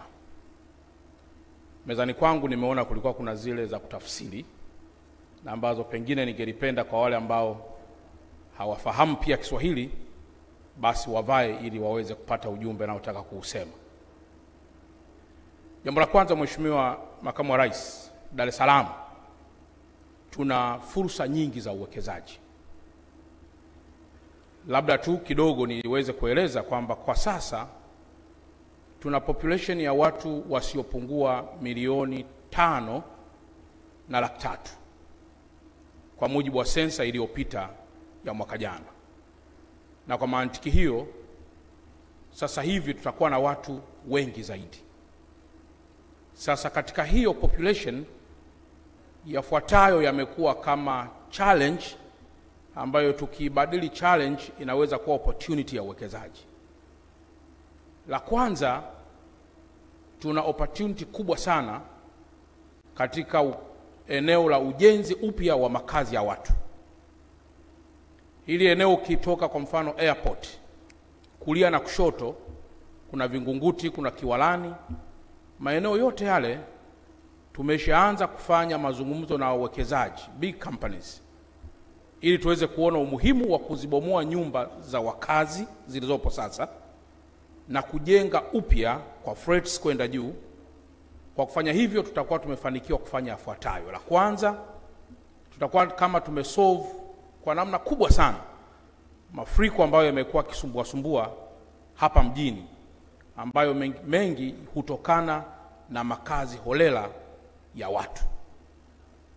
Lakini jambo la pili, Dar es Salaam kwa sababu inakuwa na ina population kubwa, tuna eneo kubwa sana pia la namna tunavyoweza kutumia takataka kuwa kama fursa kwenye uwekezaji, kwamba how to change waste into money, into crude oil, into fertilizer, into employment na vitu vingine vya namna hiyo. Dar es Salaam tunazalisha takataka nyingi sana, na nimshukuru sana wenzetu pia kutoka China. Tuna baadhi ya Wachina ambao wamekushawekeza katika viwanda vidogo vinavyochakata takataka kuwa products zinazotengeneza nguo, viatu, jezi na vitu vingine vya namna hiyo. Ukienda pale Mwenge kwa sasa kuna kiwanda ambacho wanachakata haya maji, hizi chupa za maji, na wanasafirisha kwenda China kutengeneza jezi na kutengeneza hata raba zile za Adidas. Sasa hili pia ni eneo kubwa ambalo tungeomba sana pia wenzetu wawekezaji ambao wako hapa kutumia fursa hii ya takataka katika mji wa Dar es Salaam ili kuweza kuingia pia kwenye maendeleo makubwa katika eneo hili ambalo takataka tunaibadilisha kwenda kuwa fursa. Lakini jambo la tatu, Mheshimiwa Makamu wa Rais, Dar es Salaam na maeneo mengineyo kama Zanzibar tuna uchumi wa bahari ambayo ni blue economy. Nadhani mengi wamedigest. Lakini sisi pia, Mheshimiwa Makamu wa Rais, kwanza nishukuru sana Mheshimiwa Rais kwa kuendelea kutuona wakazi wa mkoa wa Dar es Salaam na kutujengea miundombinu ya barabara na hasa pia kwenye njia za mabasi yaendayo kwa kasi. Kitu kilichobaki kwa sasa, Dar es Salaam inaanzia ukanda wa Pemba Mnazi kule Kigamboni, inakwenda mpaka upande wa Bunju kule Kinondoni. Eneo lote la ukanda wa bahari hatuna meli ndogo zinazoweza kusaidia kutumika kama daladala kusomba wakazi na kupunguza trafiki kubwa katika mji wetu wa Dar es Salaam. Hili nalo ni eneo muhimu sana, na hasa pia kuweka vitu kama cruise ships, kuweka floating hotels kwenye maji, na hasa pia kuweka meli ndogo ambazo zinaweza kusaidia kusomba watu ama kupakiza watu na kupunguza msongamano mkubwa hapa mjini. Na eneo la mwisho, Mheshimiwa Makamu wa Rais, Dar es Salaam tumeidentify baadhi ya barabara ambazo tunaweza kujenga kwa ubia kati ya serikali ya Jamhuri ya Muungano wa Tanzania na makampuni makubwa, na barabara hizi zikatumika, watu wakawa wanalipa fedha, halafu mwisho wa siku mbia anapata yake na sisi serikali tunapata chetu. Inakuwa ni win-win situation. Kwa mfano, leo tuna hii barabara inayokwenda Masaki ambayo inapita kwenye daraja hili la Tanzanite. Daraja la Tanzanite, kuna wakati fulani unakuta watu wamegonga zile kingo za daraja, na kuna wakati fulani waliisha tumbukia mpaka kule chini.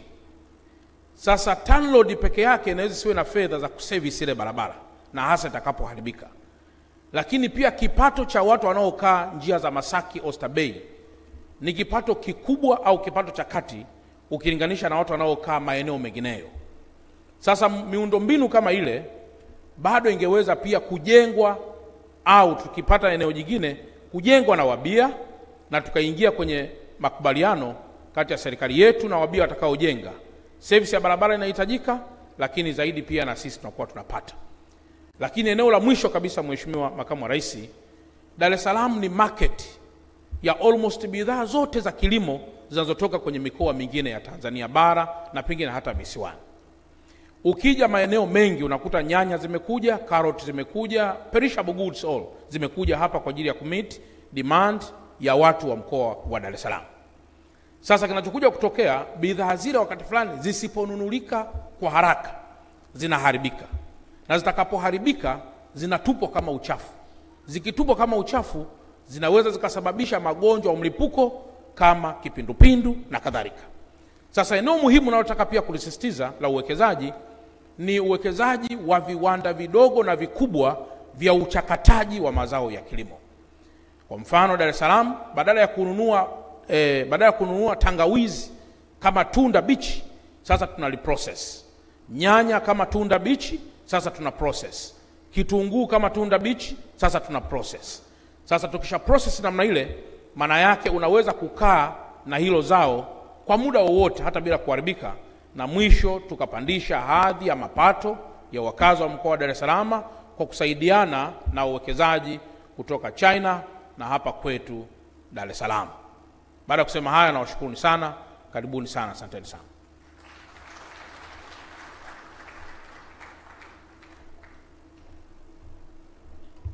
All right, the Regional Commissioner welcomes you into Dar es Salaam.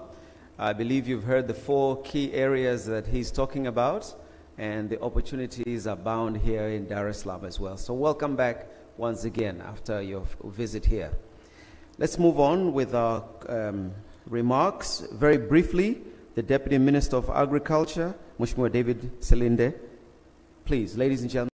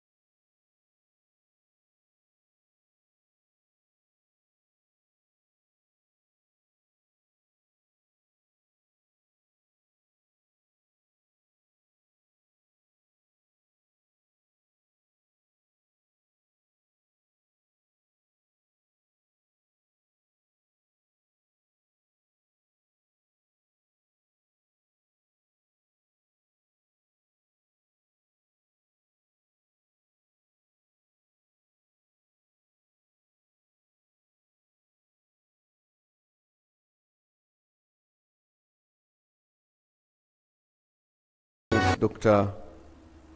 Philip Isdori Mpango, the Vice President of the United Republic of Tanzania, Honorable Dr.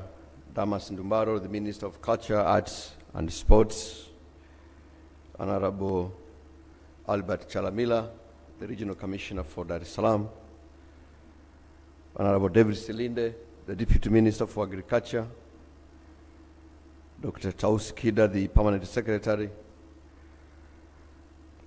Your Excellency Zhu, the Secretary, captains of industry and representatives of the private sector, both from China and Tanzania, distinguished delegates, members of the media fraternity, ladies and gentlemen.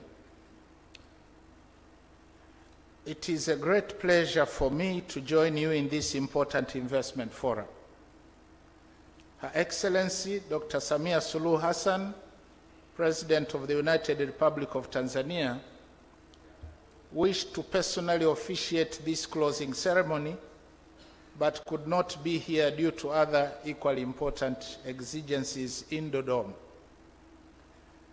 Thus, I'm privileged and honored to represent her.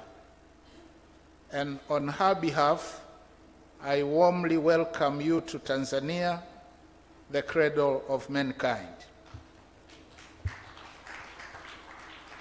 This forum provides a platform to share opportunities available in our two countries and look into ways of promoting partnerships, investment, and trade.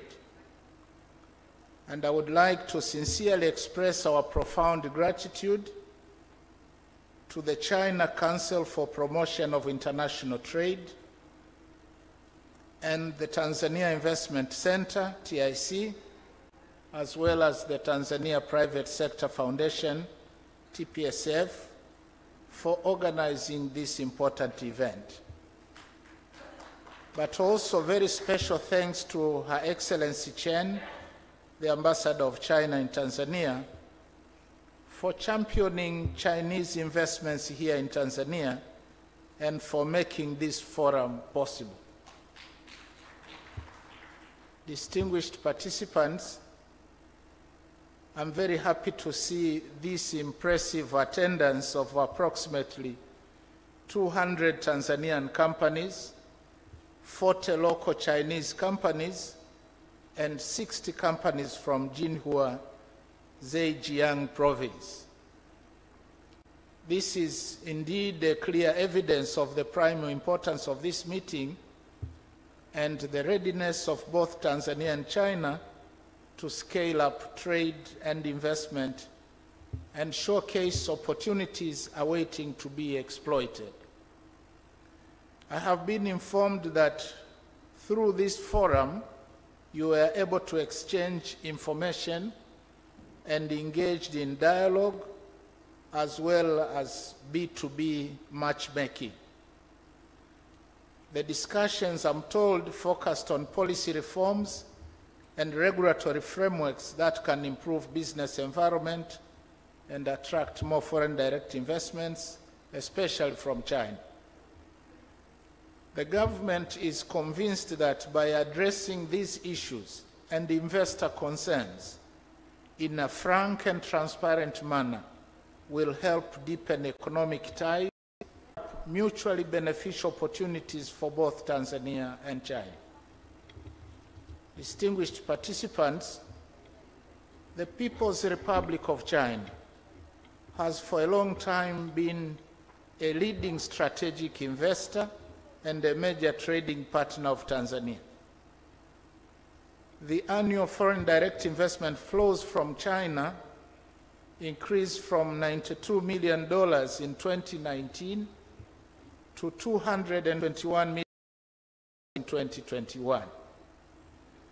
And we heard already that in the period from January 2021 to December 2023, 156 Chinese projects were registered by TIC, and they were worth $2.4 billion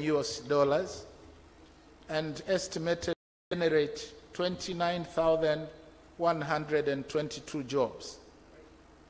and cumulatively around 2024, and creating 14,759 job opportunities. Limited, which is a shopping mall that Tanzania is a rewarding for Chinese investors. And this is attributed to several key factors, and investment already mentioned some, but they include the very friendly, over half of a century old bilateral relations between the People's Republic of China and Tanzania, as well as strong macroeconomic management in our country. Over the past 2 decades, from 2000 to iron and steel, soda ash, gold and other gemstones, oil and gas, helium gas, as well as agribusiness, food processing and packaging, manufacturing, infrastructure development, logistics, real estate, ICT, energy, healthcare, education, tourism, and exploitation of blue economy resources. Distinguished participants, considering the aforementioned opportunities, President Dr. Samia Suluhu Hassan has been championing a transformative opening up agenda to build and sustain a vibrant economy underpinned by 4 pillars, namely reform, reconciliation, resilience, and rebuilding. We call them the 4 R's. Now, on reform, the focus is on consolidating policy. Thermal plant, which generates 390 megawatts, as well as the Rusumo hydropower project, which generates about 880 megawatts. Concurrently, the government has expanded the capacity of Dar es Salaam, Tanga, and Mtwara ports, as well as the Kuala dry port, in order to support operations and decongest the Dar es Salaam port. The government has concessioned the operations of the Dar es Salaam port to DP World of the UAE in order to improve port efficiency. And another transformative project is the construction of the standard gauge railway from Dar es Salaam to the lake port of Mwanza via Dodoma, our administrative capital.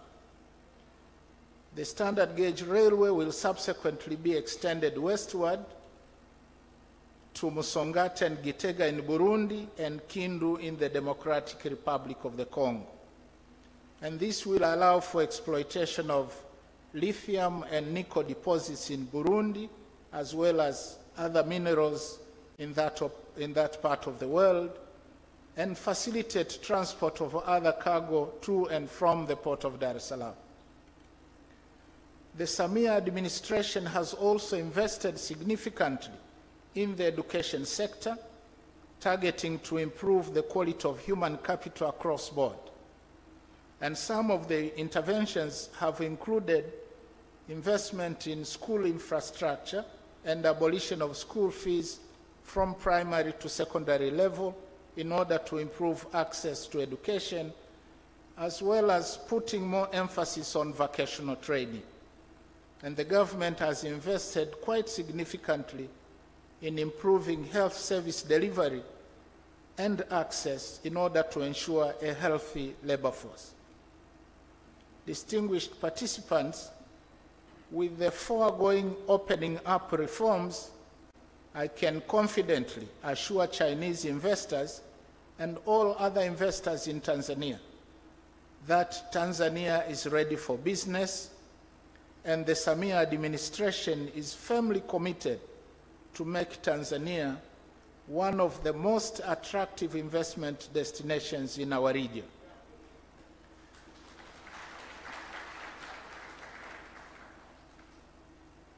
I've been told that a delegation of prospective investors did tour the Sinotan Industrial Park and Bagamoyo Special Economic Zones as potential areas for establishment of their future projects.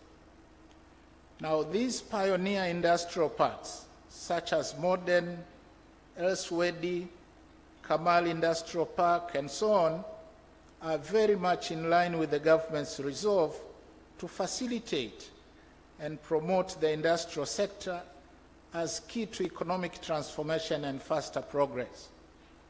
I am therefore delighted to have been told and witnessed the signing of 5 memoranda of understanding during this forum, but I welcome more.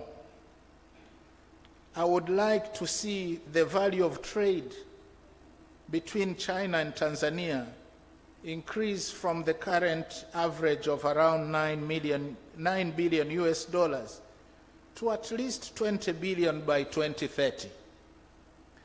And in terms of FDI, I would love to see it increase from the current 221 million to at least $500 million by, in the next 6 years, that is by 2030. I believe it can be done in these 6 years. Distinguished participants, before I conclude, allow me to bring to your attention 2 other areas of priority for investment in Tanzania. In the context of addressing the climate crisis and economic diversification. And specifically, I would like to entice our Chinese brothers and investors to work with us to hasten the transition towards the use of clean cooking technologies and waste management and be able to turn it into productive use. And abandon the use of charcoal and wood for cooking.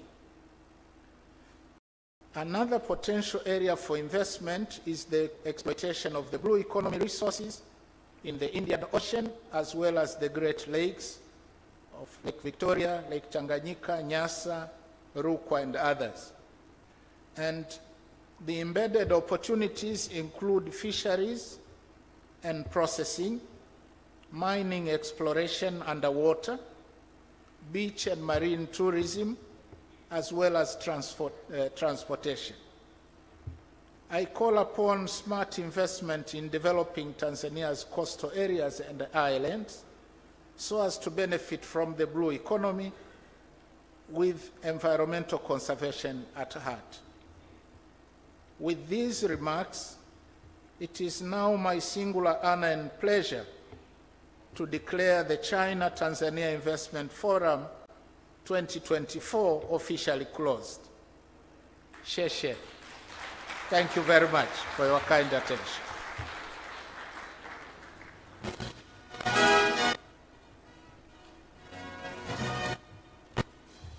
We put our hands together once again, and may I please request the VP to stand in the middle of the stage for 2 items. The first one, thank you, Professor Mkumbo, Honorable Minister, for joining us, will be a gift presentation. Ladies and gentlemen,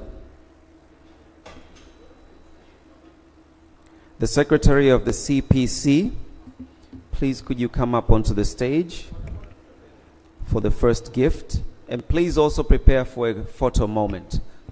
May I request everyone else to please take a seat and please observe.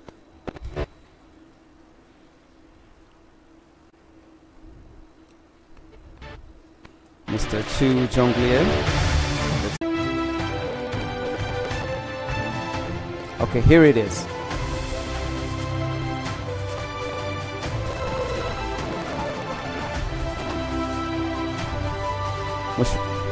Ladies and gentlemen, this is a special gift.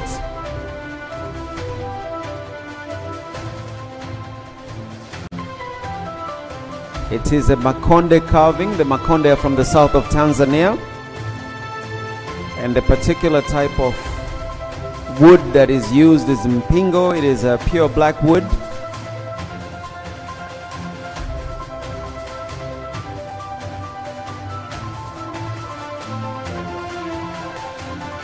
It is an everlasting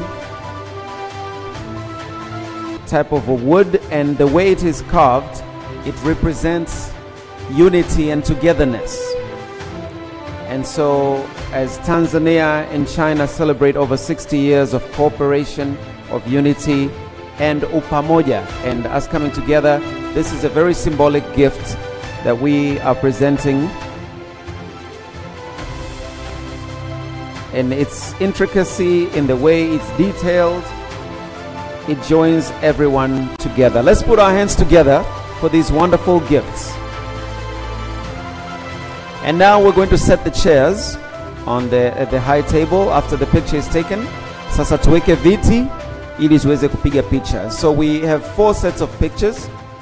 Tuna picha 4. We have 4 sets.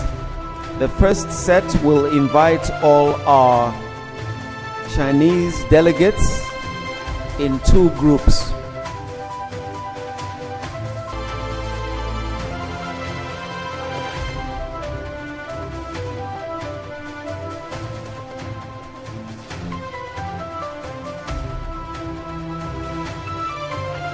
We're going to set out the chairs as the high table was set, and so those sitting the front seats, naomba niwakaribishe wakuu. Tuanze na mwenyekiti. Karibu Mheshimiwa Silinde, Mheshimiwa Ndumbaro, your regional commissioner. Mama Kida, please, tafadhali.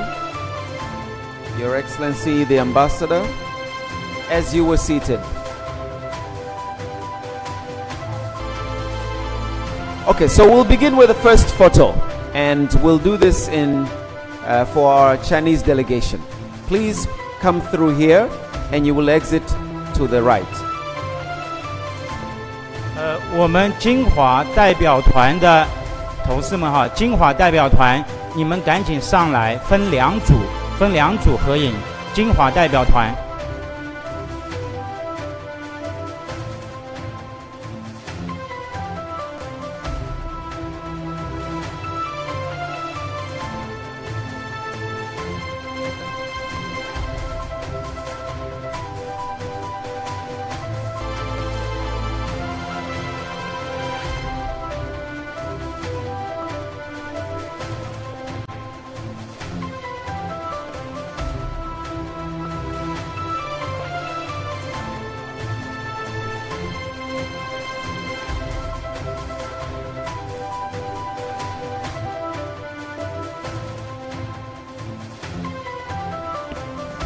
All right, thank you. Mr. Johnson, please remain. Let's exit right.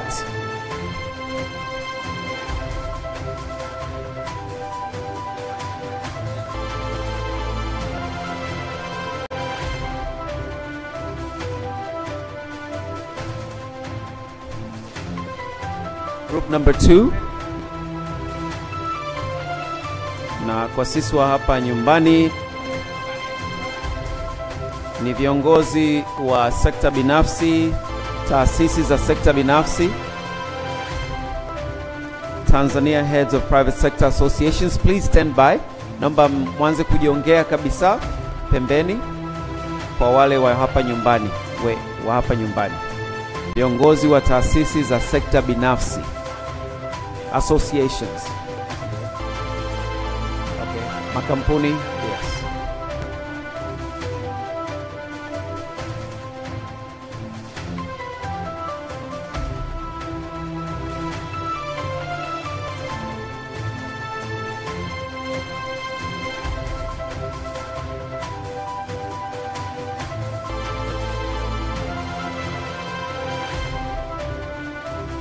Okay, sasa tutapata nafasi ya kupiga picha na watu wote. Kwa naomba wale wawakilishi ama wajumbe kupitia kwa mfano TPSF tafadhali.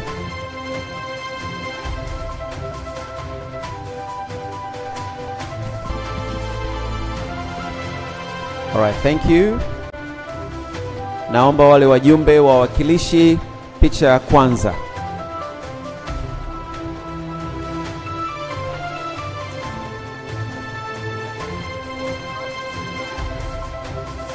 PSOs, wawakilishi, private sector organizations. private sector organizations. Karibuni mbele tafadhali. Naomba tuache vitu hapa. Naomba tusibebe mabegi yetu.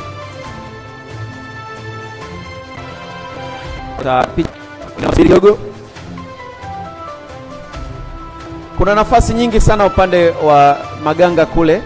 Naomba tuende kule mwisho kabisa.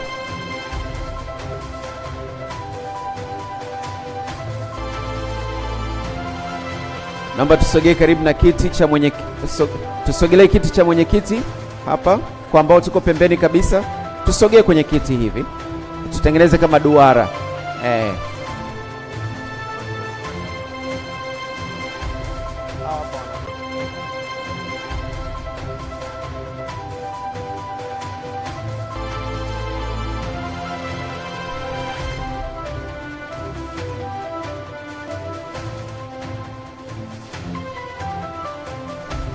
Tunakwenda mpaka mwisho kule. Walefu, naomba tusimame katikati ya mabega wenzetu. Walefu wenye kimo kidogo, tusimame katikati ya mabega ya wenzetu. Labda tutapiga ya tatu ya mwisho tu. Mtatosha nyinyi. Haya, basi mwisho ni hapa. Kwa heshima zote kwa Tanzania tafadhali.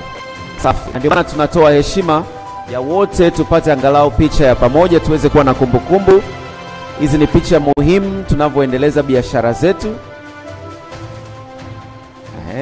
Tujaze nafasi mpaka mwisho. Hii nadhani itatutosha sisi wote. Twende mpaka mwisho, wengine pita pembeni, pita kwa nyuma.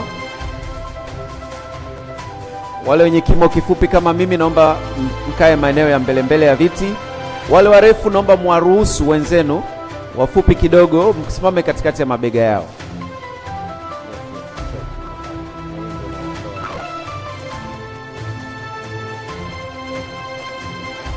Alright, safi. Imetosha.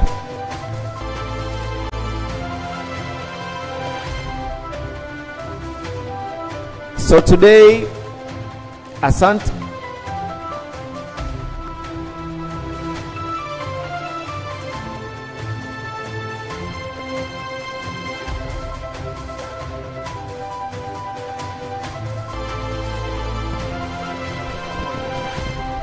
I've been requested for women entrepreneurs from China. Women entrepreneurs from China. A very specific picture for you. Molly, please come. Women entrepreneurs from China. Please come. Very special picture for you. Women entrepreneurs and business women from China. OK， karibuni 那个还有中文的翻译，相关中文的翻译，中文、斯瓦希里语、英语的翻译都可以过来合影。学妹，女生翻译，女生的翻译可以上来合影。子怡，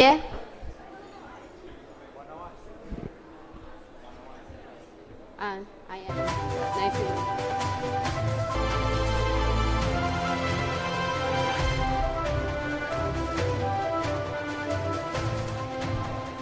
Wakuu wa taasisi za serikali naomba mjiongee tafadhali. Wakuu wa taasisi za serikali tafadhali naomba msimame na mje ili tuweze kuruhusu mkuu wetu aweze kuendelea na ujenzi wa taifa hili, na pia delegation yetu wanaelekea airport sasa. Wakuu wa taasisi naomba niwaone hapa pembeni tafadhali, hata kwa uchache wenu naomba tafadhali. Gilead, sijakuona ukiingia kwenye picha hizi, naomba uingie na wewe sasa tumalize picha hizi. Wakuu wa taasisi za serikali left and right.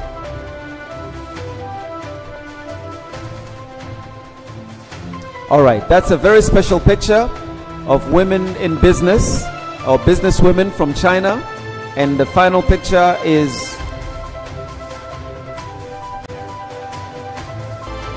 all right. Karibuni wakuu wa taasisi za serikali tafadhali. Karibuni kwenye picha.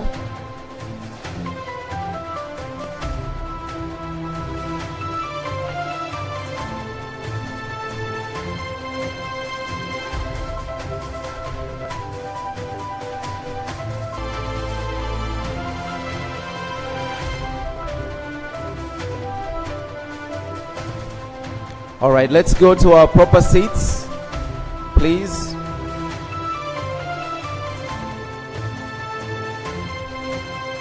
All right, congratulations everyone. Hongereni sana. We've come to a successful conclusion. Tumemaliza salama na kwa mafanikio.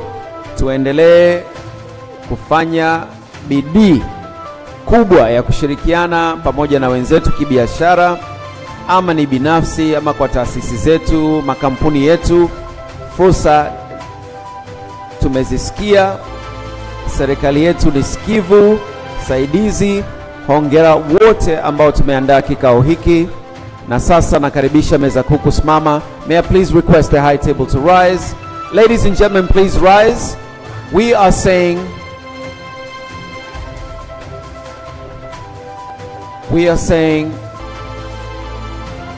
kazi iendelee.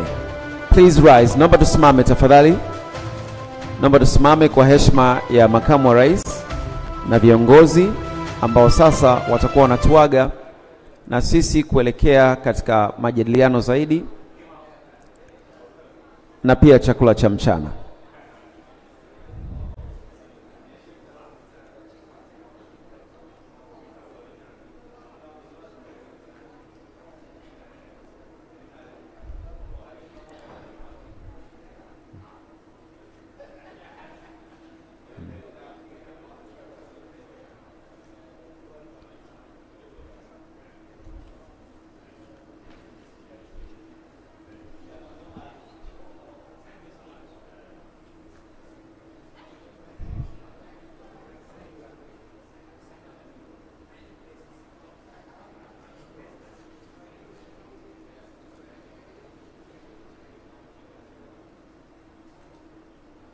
And so in Chinese we say Zaijian, right? Goodbye. And hope to see you again.